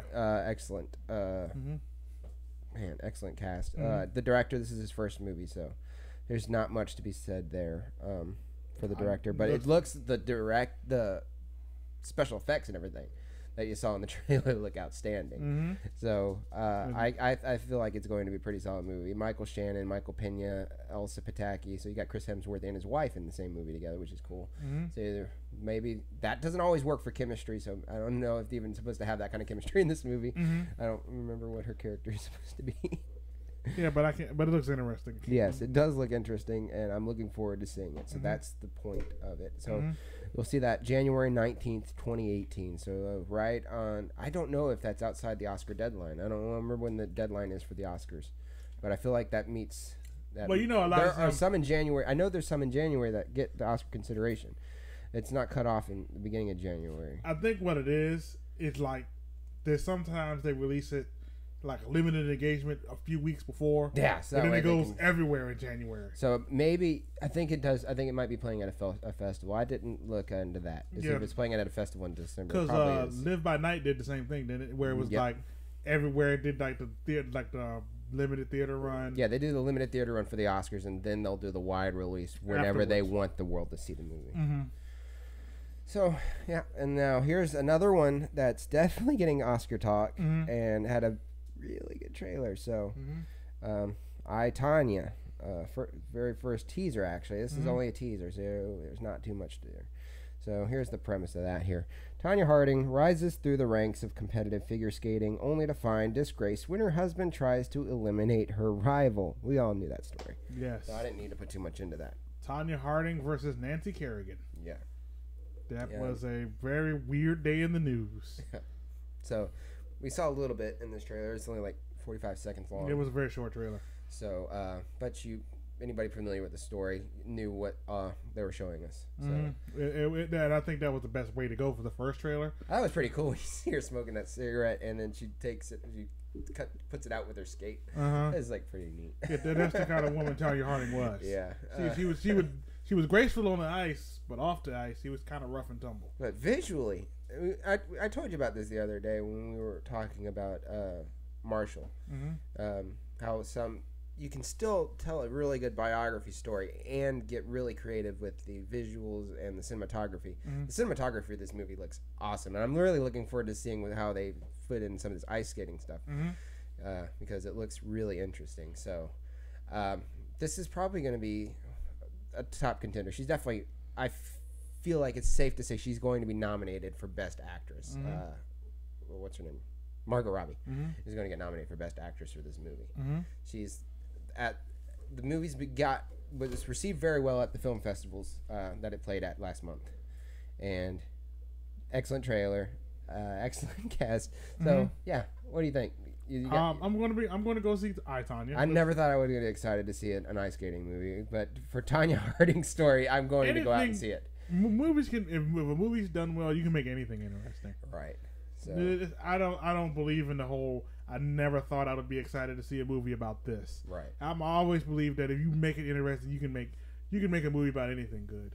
Okay, so yeah, not too much to say about it. Like I said, check out that trailer if you haven't already. And that movie is coming out very soon, December 8th, 2017. I, Tonya. I don't even think we need to see another trailer for this movie, but maybe the general movie-going audience might need to see something more. Yes, see something more. But I saw enough to get me excited. Like who's playing Nancy Kerrigan? That's a good question, actually. I'll look that up real quick. I didn't put that. Maybe don't look it up because maybe the trailer may be saving that for. They may save that for another trailer. Okay. All right. Well, anyway, that's directed by. Because the reason why I don't want to look it up, I don't want to have a visual and be like, no, she doesn't look like she'd be right. I want to see what they do first, then find out who it is. Good idea. Okay, but I didn't say who it's directed by. That's kind of important. Yeah. That's directed by Craig Gillespie.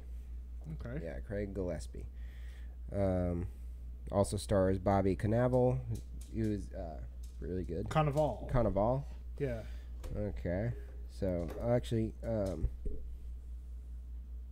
oh yeah, and Allison Janney. They said that she's really good in this movie. They said she might get probably Best Supporting Actress, which would be really cool to see her get nominated for something after. Has she? I think she's been nominated for an Oscar before. Okay. Has she? Nope. Just a bunch of Golden Globes. Okay. So yeah, we're really looking forward to seeing Allison Janney, Margot Robbie, and everybody in this movie. So now it's time for something a little exciting, I guess. I mean, you guys like it, I guess. I don't know. It's not. It's the box office predictions. Kind of quiet. I know. He's kind of quiet this week. I wonder why. I know some of you guys have like a favorite out there, and I know I'm pretty much everybody's favorite as far as how this game goes. So, anyway, we predict the box office. I'm sorry, guys. It's just it's a little upsetting. If you haven't guessed, I did not win a box office prediction for last week. So that's it, guys. Not doing this anymore. Okay, I'm just kidding. We're going back to the box office prediction. Oh, I see you just logged in. Okay, what'd you do? I'm editing the dollar sign. Oh, you had a pound sign on one of them. I was just fixing it. Okay. Yeah, Anyways, it was just driving me crazy. That's why I was fixing it. So for last week, I'll go ahead and give you what my top 5 was. I didn't take a picture and do it like I did last week. I slipped. So anyway, my top 5 for I guess we'll start at number 5. I had It for number 5. Number 4, I had Marshall. Boy, was I wrong about that. We were both wrong about that. Yeah, we were very wrong about that. Yeah, we both had it at 4. Number 3 was Blade Runner 2049. Number 2 was The Foreigner. And number 1 was Happy Death Day. All right. And my top 5, I had It at 5, Marshall at 4, The Foreigner at 3, Blade Runner 2049 at 2, and Happy Death Day number 1. So we were both very confident that Happy Death Day was going to get number 1, and we were very right about that. So let's give ourselves some credit for that. Yes. So so tell them all what you got. Let's go ahead and just put it up on the screen. Yes, yes. What the actuals were. There it is. Ba-bow. So there's the actuals. So we were both right about Happy Death Day being number 1. I said that The Foreigner was going to be number 2. It was actually number 3 because Blade Runner 2049 was number 2. It still staying strong. Number 4 with it made $6.1 million. Very good for its 6th week. So grand total of $315 million domestically. And on a $37 million budget. And some of y'all are still going out there and saying that movie, The Mountain Between Us. I don't know why. I guess I still need to go see it so I can get my opinion in it. I have not been convinced that I need to see that movie yet.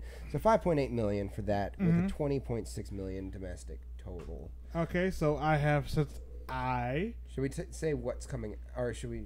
Or I guess we'll go ahead and switch back to us real quick, and then we'll tell them. So I'll take this again for the week. Yeah. I am currently your two-time movie champs box office prediction champion. Yeah. So that's what you get for what is that? 3 out of 5. Yep. 3 out of 5. What did you get right? You got number 1 I got the right? top 3 right. You got the top 3 right. Oh, so you got the Blade Runner 2049 number 2, and then The Foreigner number 3. Yeah. I got 4 and 5 wrong. Yeah. Because I had Marshall at 4 and It at 5. So. Guys, I don't know if it's because you guys did not see our review for Marshall. I feel like that played a big part. Yeah, I think it did too. Because it did not make in the top 10. So you guys need to watch our reviews a little bit more, and maybe Marshall could have been in the top 5. Yeah. He's a little salty that he lost. I looked it up on YouTube. Not a lot of you movie reviewers were talking about Marshall. Yeah, I give it an 8.5 and a 5. I was very fair. I gave it a very fair rating. You gave it a 9. Yeah, yes. So, come on, guys. Yeah. Look, go to the movie. There's a lot of movies out now that are probably better than Marshall now. But still, for that weekend, Marshall was pretty good. Not, well, maybe one. There's one. There's one out there that I think has shown a lot of promise. Yeah, but the other four, no. Yeah, and what was the one? Let's go back to my slides real quick. Yes. Okay, so here's what's coming out this week. All right. So let me read my notes because I cannot read that slide. So for what came out this week, we have Geostorm, Academy Award nominated, I believe. Geostorm is playing 3,246. Golden Raspberry. 3,246 screens. Only The Brave, which is the one that I'm talking about, that might show some promise there. 2,577. Boo 2, A Medea Halloween, 2,388 screens. Let's put that into consideration. So The Snowman, 1,812. And same kind of different as me. I've never even heard of that one. I think it's got Greg Kinnear and Jimon Hanzu and Renee Zellweger. So I don't know about that. It's a Pure Flix movie. Oh, really? Yes. Oh, that's okay. So that's different. Yeah. They're known for their gold. So let's see here. That's unfortunate, but they're known for their gold. Yeah. Anyway, so there's still Only the Brave. If you guys don't go see Marshall, go see Only the Brave. Yeah. Because this week's kind of. Because we got you guys really excited about the Snowman from our talk earlier. Yeah. And so did the director. He's got you really excited to go see his movies. Yeah. He's giving that glowing, or whatever he's giving that glowing approval. Yes. That he put his best work into their theater. Yeah. Okay. Jokes aside, let's get this thing figured out here. So, man, I don't know. I have no clue how this is gonna. You got my pin? Is there another pin? Zach said he had another pin. We'll just share one. There's no bigs. Okay. We're all adults. We know how to share. I can type if I have to. No, we're all adults. We'll share a pin. Alrighty. So for my number 5, I should have put some thought into this, but I didn't. Anyway, for my number 5. I'm going to put It. I agree. It would be number 5 this week. It's time for it to go down a little bit. It may drop as low as 6 this week. Okay. So number 5, I got It. Okay, I have It at 5. But a possibility of dropping to 6, but that's okay. Man, it's so hard. This is very hard. Okay, at number 4 this week. I'm going to put Same Kind of Different as Me. Really? No, don't do that. Just because it's coming out don't mean it needs to be in the top 5. Okay. All right. The reason why... Did you see how many screens it's playing on? Yeah, but the thing about these movies is a lot of them make money with their crowd. Their base goes to see these movies. Yeah, their base do come out to see these movies. It's the reasons why Boo 2 is probably going to be... It's definitely going to be at the top 5. Based on the numbers I've seen just for Friday, it might go number 1. Wow. Yeah. Wow. God, I didn't look at that. Yeah, just Friday alone. Just on Friday now, it's made $7 million. Jeez. Oh, my God. Just for Friday. Okay. So, Saturday it goes up more. This isn't me trashing a religious movie. I see religious movies. I am a religious person, so yeah. I go see a lot of religious movies. I just don't expect them to do well, is all, and that's all. Because I rate them on their quality, and their quality is normally crap. So that's why I also rate them. That way. Yeah, there's a lot of bad ones out there. Okay, so number 4, I'm not quite as confident as you with the same kind of different as me. I'm going to put. I'm actually going to put The Foreigner. Okay. Number 4. Okay. Gosh, this is so hard. I don't know. I'm probably going to change this within the next few minutes, but that's. So it got 13. It got 13, and it's first week. Oh God. So I don't see it dropping about 50%. So that's 6 million. Yeah. So I think about 6 million is fair, and I think it did 6 million. Crap. So I think it needs to stay in the 6 million to stay in the top 5. So am I comfortable saying that it's going to stay there? I might need to change. Hang on. Well, give me the pin while you make. Yeah. I might change move Blade Runner there to number 4 and. Well, Blade Runner is going to be my number 3. That's your number 3. Yeah. You see, you got a lot of movies coming out. We got Geostorm, we got Only the Brave, and we got Boo. Those are at least going to be in the top 3. I think 2 of them is going to be in the top 3, but not. But at least in the top 5, though, bro. I'm going to pick. I'm picking for a reason.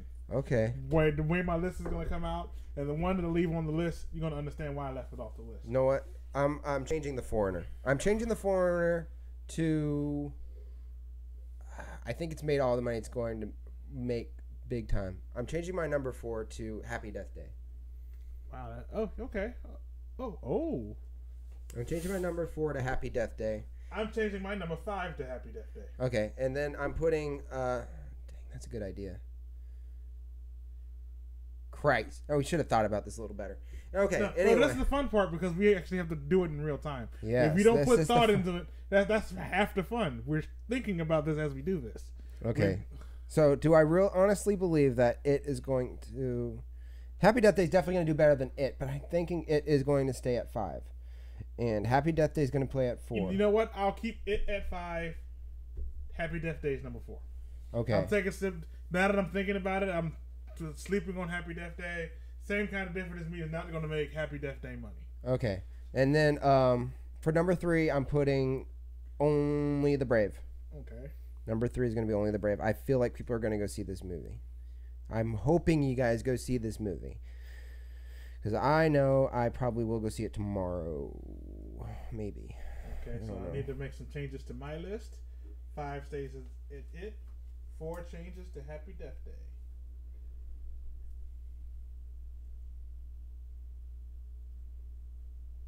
In number 2, Geostorm.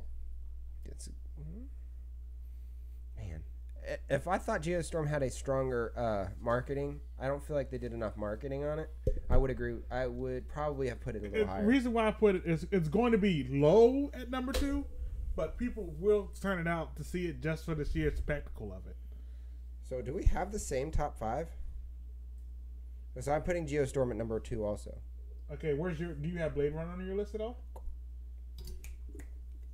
You're gone. It's not number 5 anymore.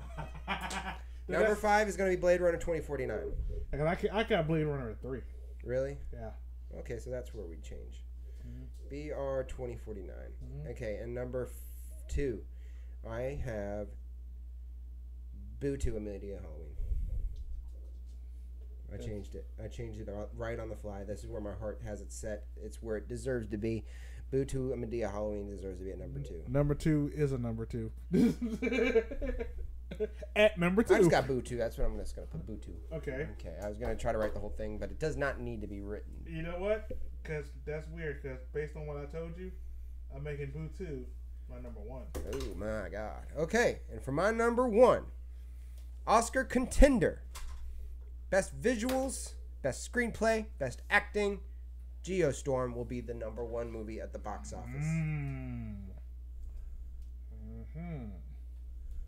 The reason why I put Boo Medea Halloween at number 2, Tyler Perry has an established audience who's shown that they'll come out and see his movies. I know, but how long can that shtick work? It's worked. It's outstayed its welcome. I'll give it that. And let's say it. I'll say it like this: they saw the first one, right? Then they saw it enough to make another one. It did outstanding. Boo 2. Let me tell you guys how much Boo 2 made at its box office real quick. Yeah. Or Boo 1. I mean. Boo. Yeah. We'll just call Boo 2 like we'll just say Boo 2. Boo 2 is Boo HD remix. It's the same movie, just with a different coat of paint. So it's like buying a remastered video game. It's the exact same game, it just looks better. Well, in this case, not really.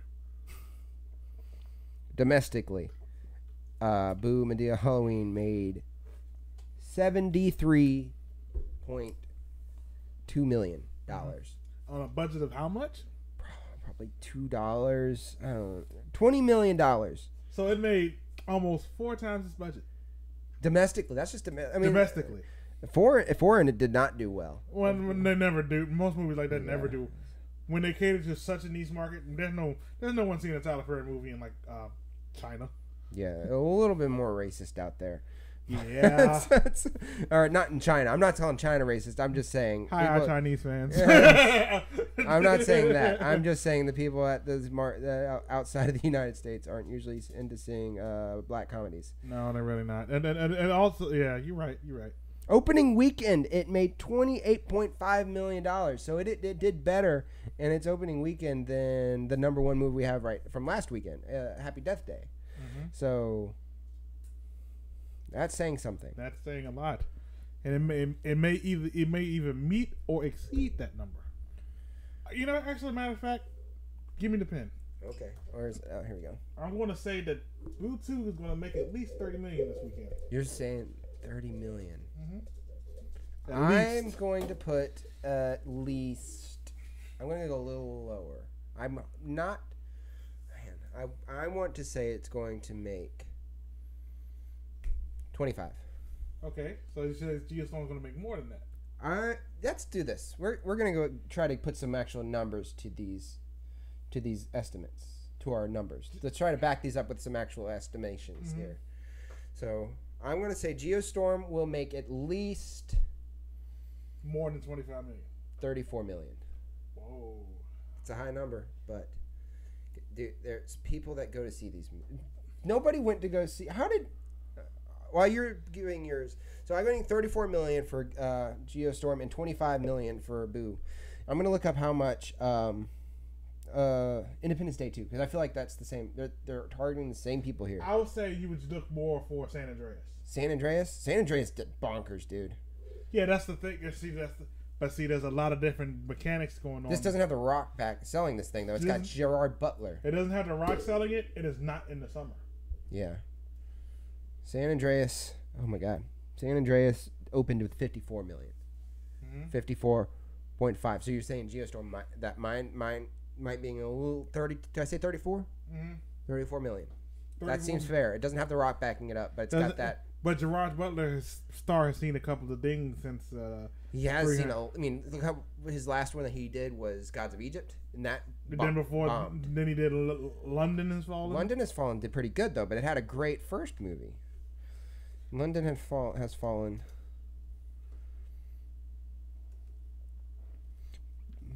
Man, let's see here.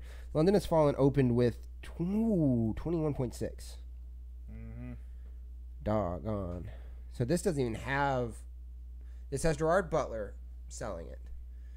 And it's got very bad taste of Independence Day 2 behind it. And it's got that kind of 90s throwback feel to it, which might even sell more than Gerard Butler. I don't know. 34 seems okay. But, I mean, us movie people that know movies know this is crap. Oh, no doubt. But I have to try to fit my brain into a general movie-going audience, which we love you guys. You're not the ones watching this show. You did not make it this far because you're a general movie-going audience. No. If you made it to this far into the show, you're with us. That this is crap. You're in agreement at this point. Yes, that this should not be making more than $34 million. But you guys know it happens sometimes. Yeah, sometimes bad movies win. Twilight, 50 Shades of Grey. They showed you that sometimes evil wins. Yes, we don't see anything redeemable in this movie. We don't see any reason why this should be number one, but I have a strong gut feeling that it is. So I'm probably going to be wrong because guess what? I don't have the belt. You know why this movie's going to sell well? Why? Because people are buying tickets to sneaking in to see other stuff. Like people, the reason why I put Boo 2 and Geostorm at the top of the list, because people are buying these tickets to sneak into it. Kids are buying these tickets to say, kids are doing it. That's what you're saying. Yeah, kids are going to buy a Boo Madea Halloween ticket and a Geostorm ticket because they're both PG-13 movies, and then sneak into the nearest next show. I was wondering where you're going with it at first. I was like, I don't know. Why would you do that? It's like, that makes sense. Yeah, so that's I'm going to see it. Yeah, that's a lot of times how movies win, too.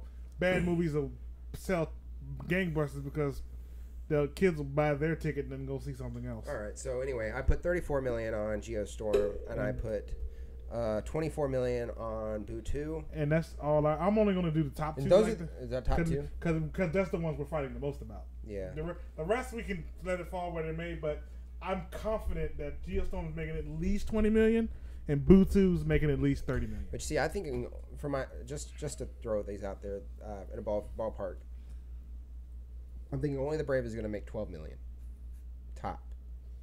I can see why you say that is that it's only going to make that much money. I can see why you say that. And then Happy Death Day, so like I said, 50%. So I'm feeling like it's going to be 6 million for maybe Happy Death Day, and Blade Runner 2049 is going to drop to about 5.6. Okay. Speaking of Blade Runner, Oh yeah, so we had a very quick follow-up review. A very quick follow-up of Blade Runner. I'm going to say it now. Remember, I gave it a 10. Alex, the movie reviewer for the website, moviechampshow.com, gave it a 4. 4, brother. This 4. many. What are you, Yarn Anderson now for? Okay, so now we're going to let EJ give his score and a very brief review. Okay, I gave it, but like I told you at the end of the last episode, I gave it 9.5 out of 10.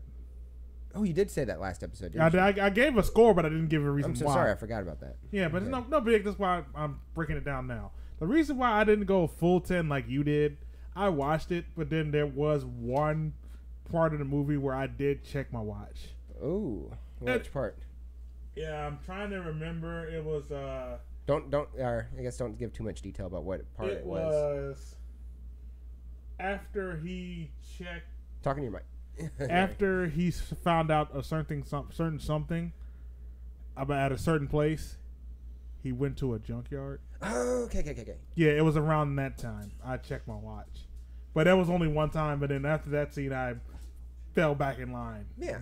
So I did feel like the movie slowed down a little bit for me in that one particular place. So right into the third act. A little around in that time. Like it took a little while to get there, but once it got there, it hooked me again. Yeah.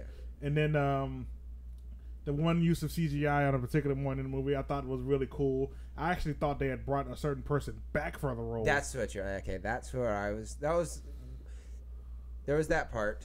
I feel like it's almost safe to talk about this movie because either you're gonna have already seen it if you're planning to, or you're not. So we're at the end of the show technically. We can go ahead and talk about this movie, and I feel like. See, what we could do, we'll talk about the movie, and then what we'll do, if he feels comfortable with this, he can cut this part out of the YouTube version. No, I don't know. Zach, is there anybody in the comments? Yeah. Are they okay with this? Ask them if we're okay with that. Or I'm going to ask you, are we okay with us talking about spoilers? It's just not hippie. It's only one person? Okay. Well, then... Shoot. Okay. All right. Well, then we're not gonna go into spoiler talk. We're going to get into the we're just gonna wrap it up. Okay. Okay. 9.5 out of 10. One of the best sequels of all time. Hangs up there with Aliens and Terminator 2. I'll probably wind up buying this movie on Blu-ray. Definitely gonna buy this on 4K Blu-ray for me because you have a 4K TV and I hate you for that. But, anyway, as a matter of fact, yeah, that was really good. I'm actually, now that I'm thinking about it, I really checked my watch less to do with boredom and more to do with other extenuating circumstances. That reason why I went kind of late. So that was that's why I went earlier in the day to go see. So it was more or less. Now that I'm thinking about it, was more or less that I wasn't bored. I was just like, well, how late I'm going to get out of here. Well, this is the only Denis Villeneuve movie that's been out that he's released yet that has not made that the pacing did not kill me. His pacing is so slow, and like I mentioned. Yeah, I will admit because I did try to watch Arrival. Yeah. And all I watched Arrival was my eyelids closed because I fell asleep. See. So it's hard. He's got movies that are hard to watch, man. Yeah. So, but I enjoy Blade Runner 2049. Go check it out. Time to play some games. Yes, we're game time now. All right, Zach's coming back to join us. I'm closing my notes because I don't need them for this game. Yeah, I don't need it anymore either. And the game we are playing today is a unique one. It's not technically movie-based, but it does have movie stuff in it. Y'all might have heard of it before. It's called Ha Ha Mustache. And the way the game works, I'm trying to find the rule card now to read off the rules real quick. They're very quick. Here we are.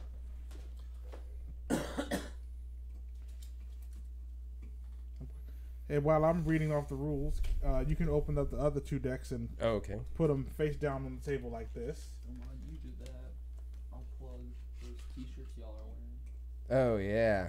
Okay. I was about to read the rules to the people real quick. Simple, go ahead. Okay. I'm struggling here anyway. Here's how the rules start. Okay. The object of the game is to guess the mustache. So mustache side down. Oh. Yeah. You have to guess the mustache that's on the card. There's 5 clues written on the back of the mustache. They start at 5 points, and they go down to 1 the more clues you need. There's also some epic stashes in here in each deck that are worth double. Really? So like if it's 5 on down, it's now 10 to 2. So it goes 10 points, 8 points, 6 points, 4 points, 2 points, and it's the first to 15 wins. Okay. So it's you could win very quickly in 3 mustaches if you can guess it really quickly. And the way it works is after you guess the mustache, you keep the card, and you just have to remember what clue you got it right on. All right. I caught some of that. So let's see if I can once you get into it, it's real easy. All right. All right. Now, who wants to go first? I guess whoever. If it's easier for us to figure this game out, you should go first. Okay. Okay. I'll show you the mustache at home. Okay. And now, okay. Yep. Y'all play along in the comment section. Okay, this is the mustache. Now I'm going to show it to Zach and Walker. All right. So now what do I do? Now I read you the clue off the back of the card. Got you. And then you have to match the clue to the shape of the mustache. Okay. For 5 points, he was an ancient ruler. Genghis Khan. Dog, I was gonna say that. No. Oh, well, I was not gonna say that. Okay. Okay. You can just keep guessing until one of you get it right. Or you can say next clue. Next clue. Okay. For 4 points, he was feared by the Roman empires. Hulk Hogan. Zakary. As a Fu Manchu. I don't know. Now I'm bad at history. It's not Caesar. No. I And this is, never paid by the attention way, to the 3 history. decks that we're using are called Living, Dead, and Awful. And currently, this is a selection from the Awful deck. Gosh. I don't know. Give it another clue, I guess. He failed to conquer Rome, and this is a 3-point clue. Alexander the Great. No. Dang it. I don't know. I I'm don't- bad at history. Who is I it? didn't pay attention in school at all. Let For alone 2 history. points, he died in 453. 453. I'm not googling. I don't know. I don't know. Who is it? And for the last point, it was Hold on, probably wait. Ferdinand. and for the 1 point, he was the leader of the Huns. It's not Genghis Khan. Mulan. No. I don't know. Who is it? Attila. Dang it! The Attila Hun. the Hun. That's who I was wanting to think of. I don't even know who that is. Dude. Oh, we are. And This that's- is bad, guys. And that's how the game works. All right, We so are- do we go? Now it's Your turn, brother. your turn to. All right, let me go with this one. Which side is this one? It'll This tell one? you on the bottom Show the left-hand mustache corner to the where- audience. Man, I don't even know who this is. It's not for you to know. That's why the Oh, card's on the no pixies. no piece. I hope I know who it is then. All you gotta do is read off the. I know, but these are like names I've never even heard of. Oh boy. All right, ready? We expect him to read. Historical figure / politician. Okay. Historical figure / politician. Dude, I don't. Teddy Roosevelt. No. Okay, historical figure / politician.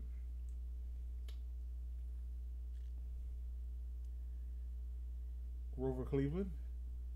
Nah. Okay. All right, number 4. Began career as Ohio prosecutor. Dude, I don't know. Man, I have a coworker who's all about history, and he'd probably just be knocking these out like it's nothing. Dude, Not all of them are history though. I don't know. That did Next not help clue. me any. All right, Secretary of Warren. No, that's two different words. I'm sorry. Secretary of War in Teddy Roosevelt's cabinet. Dang it. I was so close. I don't know. I don't know. Warren G. Harding. No. I don't know. I don't know. Next- I don't even know next where to clue. guess, All dude. right, 10th U.S. Chief Justice. Oh, here's one I wouldn't have guessed. All right, well, I mean, y'all. I don't know. That didn't help me Okay, any. 27th U.S. President. Oh, Archie. Go lay down, buddy. 27th U.S. President. Yeah. Henry Ford. No. I don't know. Grant. No. And it's weird because I've Grover- never even heard he of already this said name. Grover Cleveland. Who is it? You give up too? I give up too. William Howard Taft. Okay, I knew that name. Oh, Taft. Okay, yeah. Dang Taft. it, dude. Okay, I've- dude. This is a history game. I'm not gonna win this game. Don't they have a movie one or something? No, that's No, movie not- characters mixed in all the decks. Oh, okay. Jimmy. Movie actors and characters mixed in all the decks. So. Okay. All right, go ahead. All right, Walt. so it's my turn. Yeah, now. show them the people at home the mustache. Mustache. Good lord. Now, All right, so Oh, here we go. I wish this was me. All right, for 10 points. Oh, it's an epic stash. All right. Main character in a comedy film. Ron Burgundy. Oh, my God. Was that right? Yes. So he gets 10 points. He's already 2/3. No, he gets the card. Oh, you get the card. That's how he keeps tally of the points. Now you can turn it over. And now you know that at the 10-point clue, you got 10 points. So far, you are 10 points into the game. Yes. 10-4. All right. Now, we go through this deck here. Oh, God. I get this squiggly mustache one now, huh? Okay. I'm going to institute a pass on this one. Thank you, please. Because no one's going to guess Roly Fingers. No. Dude, I told him. Shut up. Nobody knows Roly Fingers. Just shut up. Was that an epic one, too? It was. It shouldn't have been. I've never heard of that in my life. You know what? I'm going to shuffle these a little bit. What? I haven't even played the game yet. We already got a shuffle? Really I'm shuffling them for a different reason. Okay. The reason I got it was because he's on the back of the box. Spaghetti. You remembered the clues. Peter. Okay. Got the little part in the middle. Okay. Man, I don't even know. Okay. 5 points. All right. He's a rapper and actor. What? Ludicrous. Will Smith. 4 points. You kidding me? Is it Oh, really? no. Oh, I was like, what? West Coast. Tupac. IQ. He's 1 point away. Come on. I know my rappers. Don't do nothing. Okay, you're 1 point away from a win. Okay. That epic stash really brought him into the game. Now, your guess of Tupac was just as good as mine for Ice Cube. Oh, ludicrous. Whatever you said. No, I said Ice Cube. Yeah. Really? I guess that is. Okay. Maybe back in the day. Bob's Burgers. We're talking about the last one you just guessed. No, I know. I'm talking about this one, though. I was looking at the mustache. I'm like, really? That's what? Because by the person it is. But maybe back in the day, it's what they look like. Mm-hmm. All right. Pop musician. Pop musician? Sting. Yes. No. Hall. Who? Hall of Notes. Oh, no. Okay. From Minneapolis. Oh, that helps so much. Prince. Yeah. Dang it. Ooh. Yeah, that's where he died, right? That's where he was born. That's where he I know, but didn't he live in a house in Minneapolis? Yeah. Yeah. He's from Your there. turn. And technically, he is an actor because he did Purple Rain and Sign of the Times. Oh no, Purple Rain. Yeah, Sign of the Times was a movie, wasn't it? Yeah. And he also did New Girl. That's That's what I was gonna say. New Girl. I couldn't remember it for a second there. Ooh, okay.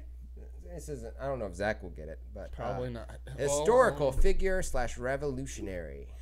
Sorry, guys. Here's the mustache. Don't flash it. I'm showing the mustache. I know, but put your thumb over when you do that. Historical figure / revolutionary. Yeah. Teddy Roosevelt. No. Che Guevara. Okay, so that's 5 points for you. What? Who is it? Che Guevara. It's like everybody's got him on their wall for some reason. Okay, so now I got 9 EJ's points. turn. I know. Okay.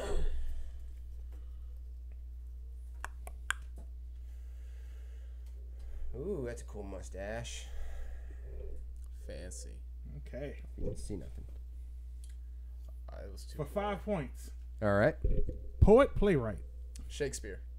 No. He wins. No. He wins. So the only one that probably did the worst job in school. Yeah, he wins. Just give him a mustache to guess. He'll get it right. How far? What time is it now? We got enough for one round at least. One more round? 11:24. All right. Let's do one more Okay, round. what do we got to put them back where they go? So which? Okay, let's see. Okay, Ron Burgundy was something. Was living, so we got to find the living deck. And here's a crazy one. That's Is dead. Tupac and William Shakespeare. They're both dead, so I don't know. I just got to put them in their correct decks, so they don't get mixed up when I put them back in the box. Okay. All right. Let's shuffle these up again. So wait, we can actually rule out a deck on historical figures. No, they're all is either living, dead, or awful. Gotcha. Okay. Thank you, Night Hippie Chick. What's that? Congrats, Zach. I feel like that's actually what she said. I'm just shuffling these around again, so bear with me in TV land. Wait. So I won no mustaches. Nope. I won 3. Thank you for at least thinking about it for a second. Oh, that's tough. It's a sticker. Yeah, you can have it if you want it. I don't have no need for it. Fun fact, I was going to get a mustache tattooed on the inside of my finger. Hey, that's on you, bro. All right, I'll go first again. All right. That's cool. Yep. Okay. That's just a shape. 5 points. All right. Bond villain. Oh God, I don't know. I don't know anybody from Bond. Me neither. Oh God, I hate that whole entire franchise. Mr. Evil. Mr. Gold Money Fingers. 4 points. He was Auric's bodyguard. Oh man. Who hates Bond the most? Oh, Daniel Craig. Dang. Too recent. Goldeneye. Is that Mr. Goldeneye?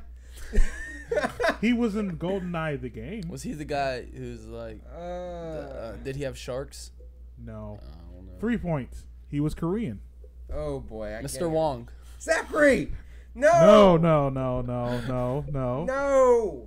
Oh, that was the Wong. The Wong answer. Oh God, no. That was not offensive. He was making an honest guess. Dr. Evil. That was Austin Powers. I don't know. I don't watch.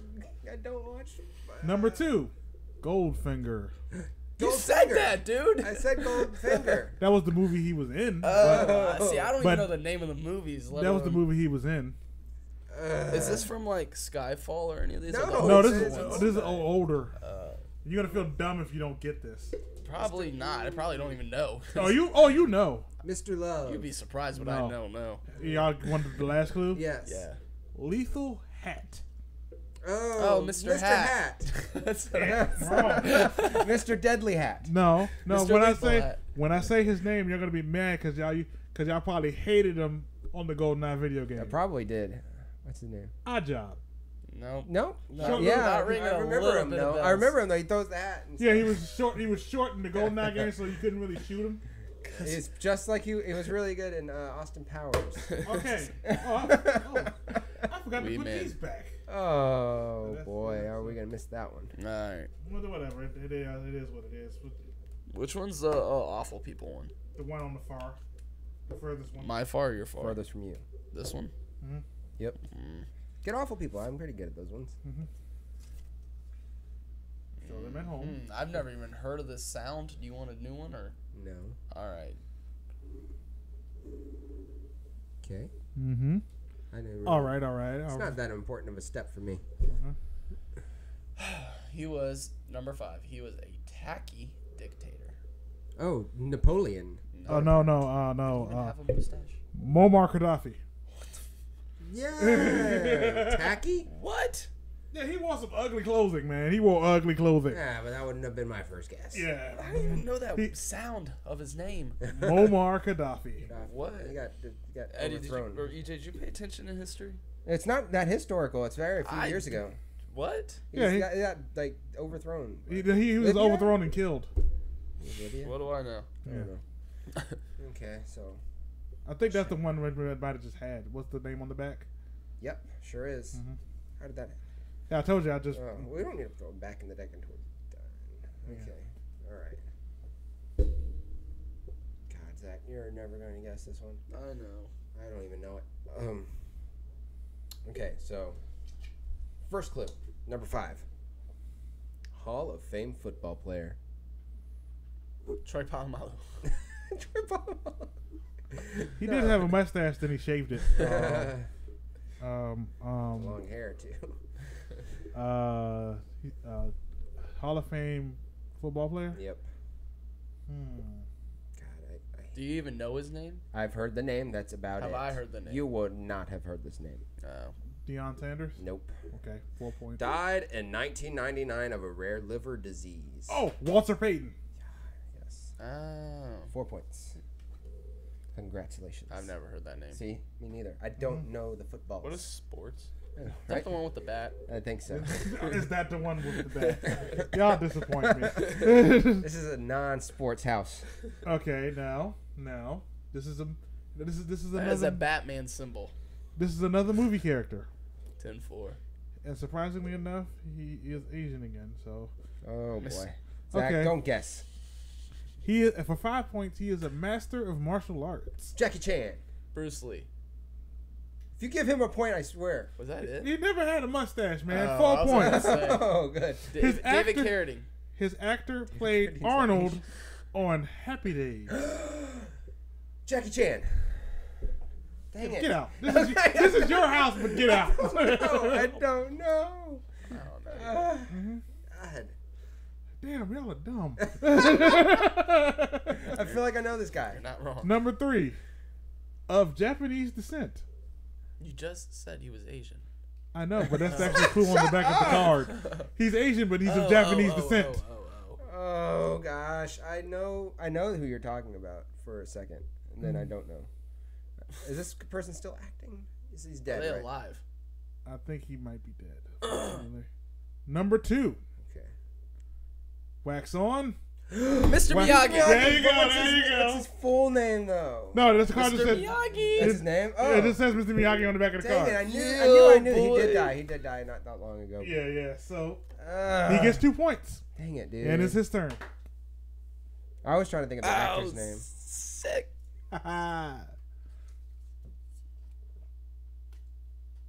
Didn't someone already get this one? Okay, we only know one. No, Did we skip it?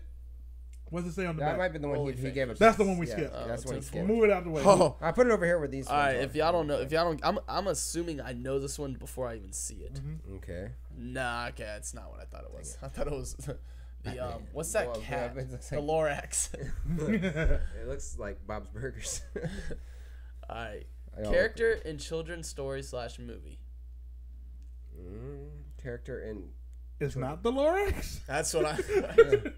Hang on, you said character in what? Children's story in movies. It looks like the Lorax. That's Sure why. does. Man. All right, number 4. I need a pass. on that Made one. famous by Disney. Dang it. Gosh, I don't know. I don't know anybody in Disney with a mustache. I'm pretty sure. Hold on, let me check something. Night Hippie, if you're the one. Yeah. Okay, we got 4 people watching. If y'all want to guess, go ahead. Leave them in the comment section. Guess along with us. All right, ready? Number 3. Y'all Okay. better get it after this one, or y'all don't know movies. Italian woodcarver. Geppetto. There you go. Okay. You finally got a card. Yes, I got one. Guys, what was that? 4 points? 3.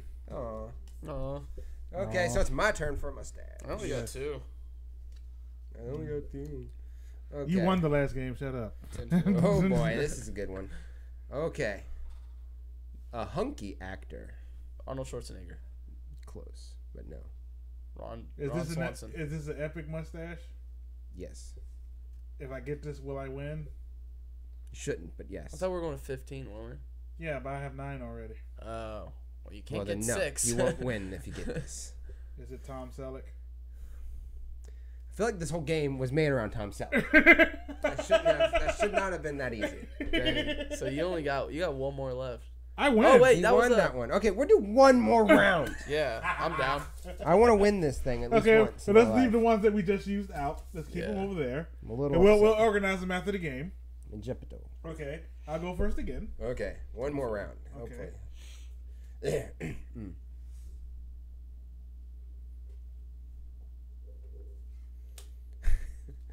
It's not like we can't just I was gonna say we can't just stop the live stream, just play another round. But no, we're keep going. We already promised them another round. Oh, actually, I'll use this one. Okay.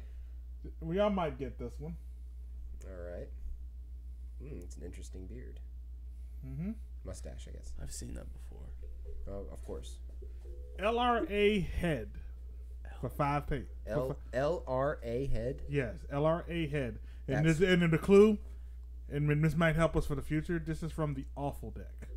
Oh, awful deck. So LRA. Looks like a Three LRA. Musketeers. I've never even heard of those initials. Robin Hood? No, Captain Hook. no. Stop it. LRA. For 4 points. What is LR? Can I have some more context? He was wanted for war crimes. Ooh. Is this a real person or a movie? It's a real person. Saddam Hussein. No. No, he did not have a mustache like that. If it was Osama bin Laden, the card would be printed the long way. LRA. Oh, okay. Oh, one for war crimes though. Mm-hmm. I was thinking like El Chapo. Okay, it's not one of the Kim Jongs because Number They didn't have 3. facial 3 hair. points. No. He was a child abductor. Oh. Coney. Was Dang that it. real? Yes, it's Coney. What? Joseph Coney. 3 points. Dude, I was saying that clowning. No, it's Coney. That's what I wanted to say, but I couldn't remember the name. I didn't even remember the dude's face. The other 2 clues were Ugandan and YouTube sensation. That's a butterfly. Oh, yeah, I would have gotten that YouTube sensation. Yeah. All right. All right, Which one's awful? The last one, like, it's all Oh, good. yeah, okay. 10-4. Ugh, I wish I had somebody I knew. All right. Mustache. Let me That's show a them. strong mustache. Yeah, That's a man's mustache. That's a man's mustache. He put the cow's blood on that in the night. All right, well, Go ahead. he was a German SS officer. German SS officer? You feel bad about praising his mustache now. Oh, boy. So it's not him. He's got a cool name. AKA. Wait. You ready for number 4? Yeah, we're ready for number 4. AKA Wolfgang Gerhard. That's a cool name. Wolfgang Gerard? Yeah, Gerhard. Gerhard. I don't know. Okay. Evaded capture by hiding in South America. I know this dude. Do you? The Boys in Brazil is about him. I don't know. I don't know. Mengele, something like that? Yes. Kidding me. What? Joseph Mengele, yeah. I got Coney and it was Joseph Coney. So Yeah. there we go with Yeah, the yeah. Joseph. Skip My turn now? Joseph. Yes, it's it's your turn. All right. I'm going to go here. Okay. And then what deck is this from? This is from Bottom left-hand corner. Dead. Okay. Oh, okay. I know the name. Do I know the name? You might. Spooky actor. Vincent You're Price. kidding me. I don't know that actor. Thriller narrator. The Michael Jackson video Thriller. Got it. I've seen it. He was the evil. He's the evil laugh in it. Yep. So I got You got 8 9. points. Keep killing me. No, I got 9 points. Oh no, you got 3 from there, so I that'll got be 8. I Yeah. got 8 points. Okay. Kidding me. I'm going from the living deck now. All right, Zach, give me this one, okay? 10-4. I got you, buddy. I got the living. I'm going to do this to y'all because I'm a butthole. Okay. Oh. Hope you didn't read. I'm looking right at the camera, Good just job. so no one thinks I'm cheating if I get this right. I'm probably not going to. Okay, y'all saw the mustache? Yeah. He's a one-eyed rapper, and this is for 5 points. Dirty Wap. B-word. Fetty Wap. No. 4 points. From the golden age of hip-hop. He's Oh. a one-eye rapper from the golden age of hip-hop. So it's Vanilla Ice. He does not have one eye. He's gold, though. I don't know. Who's a one-eye rapper other than Fetty Wap? Okay, number 3 points. Get Fresh Crew. Oh, yeah. As you see why I did this, somebody in the comments has probably guessed it, but No. okay. I did be chick. I know you know this one. 2 points. Okay. Children's story. What? Oh, I said old dirty B-word earlier. No, not him. Dang it, dude. Okay, last point. Lottie-dottie, we like to party. We don't cause trouble. We don't bother nobody. I love rap music, but I don't not like the That's golden age hip-hop. for hip-hop. I don't know. That sounded a lot like Hold on. something Ice Cube would have done. Hold on, stop. Hold on. No, Tech 9 did a version of that. God, I don't know the original. Who is it? Slick. Rick. Ah. Dude had one eye. Yeah, he has this white wore eye patch. Oh. That's right. I remember seeing that in all the music videos of his I watched. Yes. It's Okay. my turn. That's why, and We're gonna do the Lorax. Why? that's why I did what I did. What's up? Nothing. All right. This is educational for all of us here. Mm-hmm. Okay. What deck is this from? The middle one. And what's to say on the back on the card? Living. Okay, living.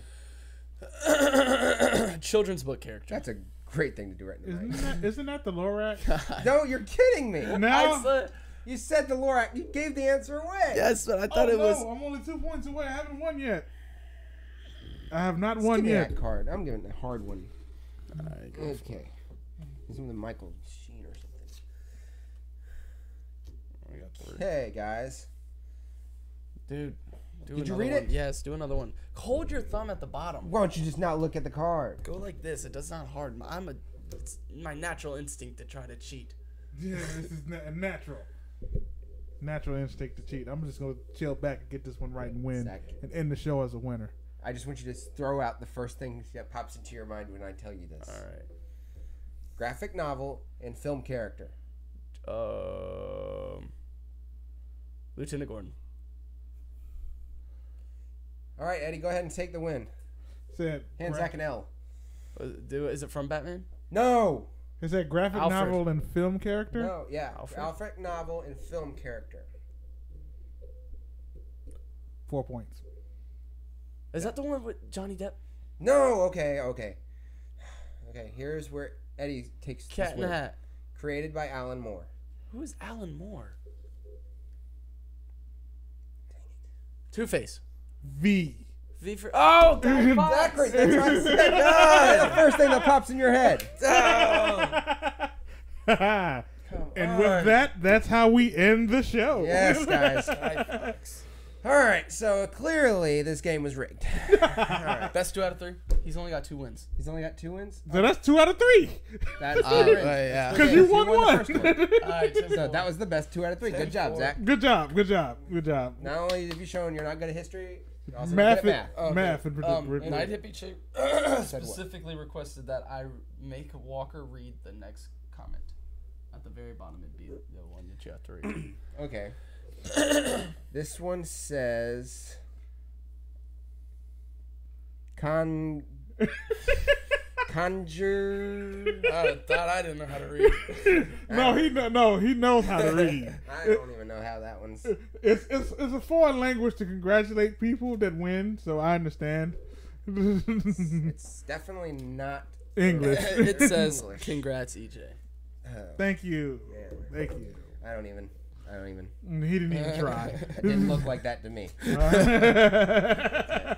That was actually really fun. Yes, it was. I was surprised I did how I did. Yes. I am surprised I won nothing. Yeah, that's no surprise. As our fan base, because they're pretty much used to seeing that here, expecting that from me. Which one? Well, we'll clean it up after the show. 10-4. I'm strongly considering renaming this entire network, the Champs Network, because clearly it's a bunch of losers here. So let's get the plugs in, guys. Mm-hmm. So make sure to check out our Patreon. Mm-hmm. Most importantly, if you do not check out our Patreon or support our Patreon, at the very least, hit that like, subscribe, and share.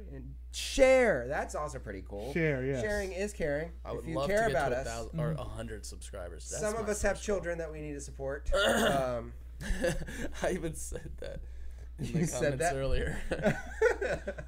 Okay. Yeah. Hit the like button. Hit the subscribe button. If you saw us at Hampton Comic-Con, you didn't say hi. I'll give you that. You didn't say hi. Well, we kind of said hi to y'all. We said hi to you guys. So we bumped into new people, but if you saw us at the show and didn't say hi to us, what up with that? Yeah. Yes.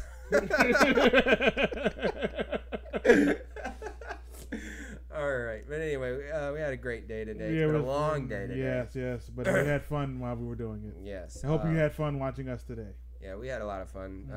Like I said, we get sidetracked. Sometimes we like talking about movies and comics and all that cool stuff. You can find me, the host, Walker Cheatham, on Instagram, Facebook, Twitter, pretty much everywhere. Just Google my name, if you, at the very least. Mm-hmm. Don't do that. Mm-hmm. Don't Google my name. For love of God, do not Google me. I'm just kidding. Yeah, you can check out the Movie Champs on moviechampsshow.com. Mm-hmm. Check out some movie reviews. Check out some movie news. Mm-hmm. Check out our podcast. I'm still waiting to hear back from iHeartRadio to find out if our show is going to be on there or not. I feel like it is. Everywhere else took it. Mm-hmm. Like I said, you can find our show in audio form. You can listen to it in the car on your convenience. Mm-hmm. Pretty much on every podcast network out there now. Mm-hmm. Or I don't know if you call it a network, but podcast app. Mm-hmm. So there's that.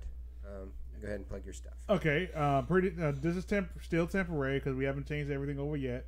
But it's at Movie Champs at EJ, and pretty soon it's all going to switch to at Geek Champs. EJ. Geek Champs, not Game Champs anymore. Not Game Champs anymore. We did some thinking while we was at Comic-Con, and I was impressing them with my knowledge of all different various things, and we decided that, instead of it just being about gaming, make mine a geek channel. We can talk about comics, anime, video games, all that kind of stuff on my channel now, and we can actually make it a more broader subject and bring a lot more people in. So So Geek Camps coming soon. Zach, where can everybody find you and that video you promised last week? We were working on it. I'm still Horror Champs. I haven't changed anything. Not planning to anyway. Yeah, so far. And that video is still in the works. I'm trying to get it done tomorrow, honestly. Yeah. Because it's not that hard of a video. I just had to get everything together for it, and now I have everything together for it. So it's just a matter of doing it. Okay. And you mentioned this earlier. Did we ever plug in these shirts? No, we never plugged in these shirts. Guys, if you're looking at these beautiful shirts that these fine gentlemen are wearing, Thank you. They were made by yours truly. Yes. I don't think he knows. By yours truly, I mean me. Okay. All right. So, if you guys would also like to wrap a Movie Champ shirt or a Horror Champ shirt, you're gonna hold off on the Horror Champs because I gotta fix some kinks in that chain. But if you want a Movie Champ shirt, either hit us up on one of our Instagrams, and I'm gonna change the store up on the website fairly soon. Whenever we get to where we get these things figured out, ironed out, we will change everything on the website. So if you're interested in a shirt, make sure you just send us a message somewhere, because don't order it from the website just yet, because we are going to be lowering the price and we're changing suppliers, because we're going to be our own suppliers soon. We feel like be a better value for everyone involved. Yes. We're going to figure out where we're going to be getting our t-shirts from and all that good stuff. So the prices are going to go lower. I don't know about the shipping yet. We'll figure out how much it's going to cost to ship these things. But we're going to give you better value for the buck. Because right now, I'm not happy with who our main supplier is, mainly because we have to keep our prices low to make it a profit, a price that's manageable for anybody to actually purchase anything, which is ridiculous. So if we sold one of these shirts on our website right now, we make a penny off of it. That's about it, because I wanted to keep it to a price that's manageable. I was like, I'd rather have somebody wear the shirt than actually make any money off of it, and that's not a way to run a business. So now we're actually going to have a price that's manageable, where you guys can afford a shirt and we can afford to make a profit. Thanks to me. So yes. Well, yeah. It's thanks. Pat on the back. That is his pay. Yeah. Okay, so I get paid in gum. Would you like some Five or Juicy Fruit? Yeah, so this thing's like more like an extra style. Yeah. Okay. Try it. If we're gonna be realistic here, it's free dent. But yeah, so so the Movie Champs t-shirts are available right now. Just gotta.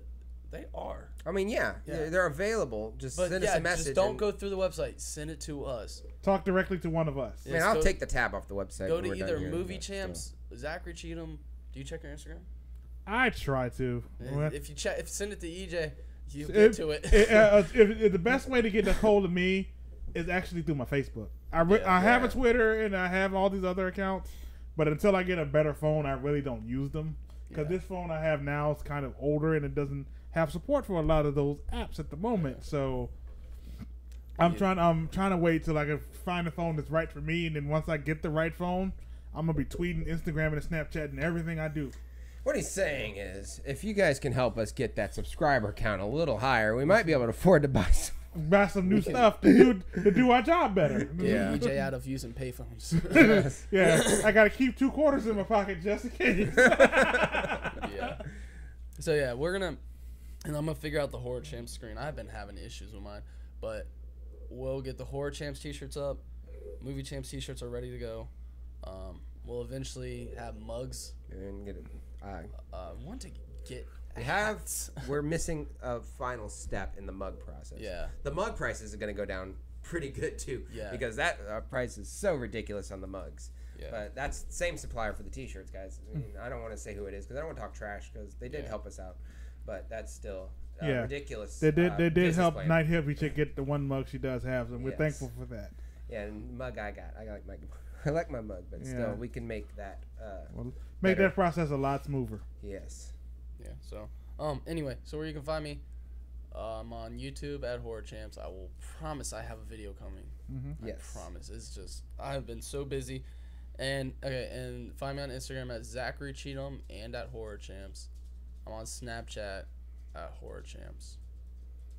I think I have a Facebook and a Twitter. You have a Facebook and a Twitter. I have a Facebook and a Twitter. It's probably Zakary Cheatham. It's all and Zakary Horror Cheatham. It's Champs. Zakary Cheatham across the board. Yeah, it's pretty much Zach. Okay. Cheatham. I'm Walker Cheatham across the board. And I'm Movie Champs EJ across the board. It's gonna switch to Geek Champs EJ soon. Yep. We are gonna try to come up with a cool logo for that soon too. Yeah, and yeah. Get the details for that hammered out and brand worked out. ironed Yeah. out. So I have a child whose birthday's coming up soon, so I'm just gonna say one more time: if you want a T-shirt, let us know. What is that? What does that mean? What's the child have for to my do? child's birthday? Oh. Yeah, if they buy the shirt, we get money for presents, man. Got you. Layla wants a little drivable car. She wants the Power Wheels. Yeah. Yes. Make that happen. In dance class, apparently. She's been dancing. Yeah, she has not. She could take she two has steps. not figured out how to walk yet, but she can get up and stand up and dance around, which is very strange. Yeah, you can stand in place and do a lot. Yeah, it's like me. That's how I dance. It's, okay. It's pretty fun stuff. It's not pleasant. But it's I've never seen it myself, so no. it'll probably upload on Horror Champ soon. That's appropriate. Wait, what is it? My dancing. Oh no. That's why I said it'll upload on Horror Champ soon. We'll put some, we might get flagged for that. I'm not trying to get demonetized, guys. Yeah, that's disturbing content. Thanks, guys. And in case you haven't figured out, because we've been talking about all these different Champs channels, we are the Movie Champs for this channel. We are a podcast. We are a YouTube show. We are a website. We are a lot. So. We thank you guys for making it this far. We hope you enjoyed the show, and we are already excited about episode 8 next week. Are.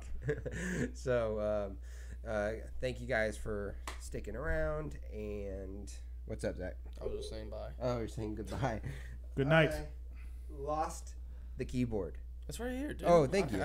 I can't end the show without the keyboard. All right. It's guys. late. It's very late. All right. I gotta go pick up my child. All right. Great show, guys. See you next week. All right, see you next week. Bye. Night hippie chick. That's what she said. Good night, Oh, thank you, Night Hippie Chick. Good night. Good night.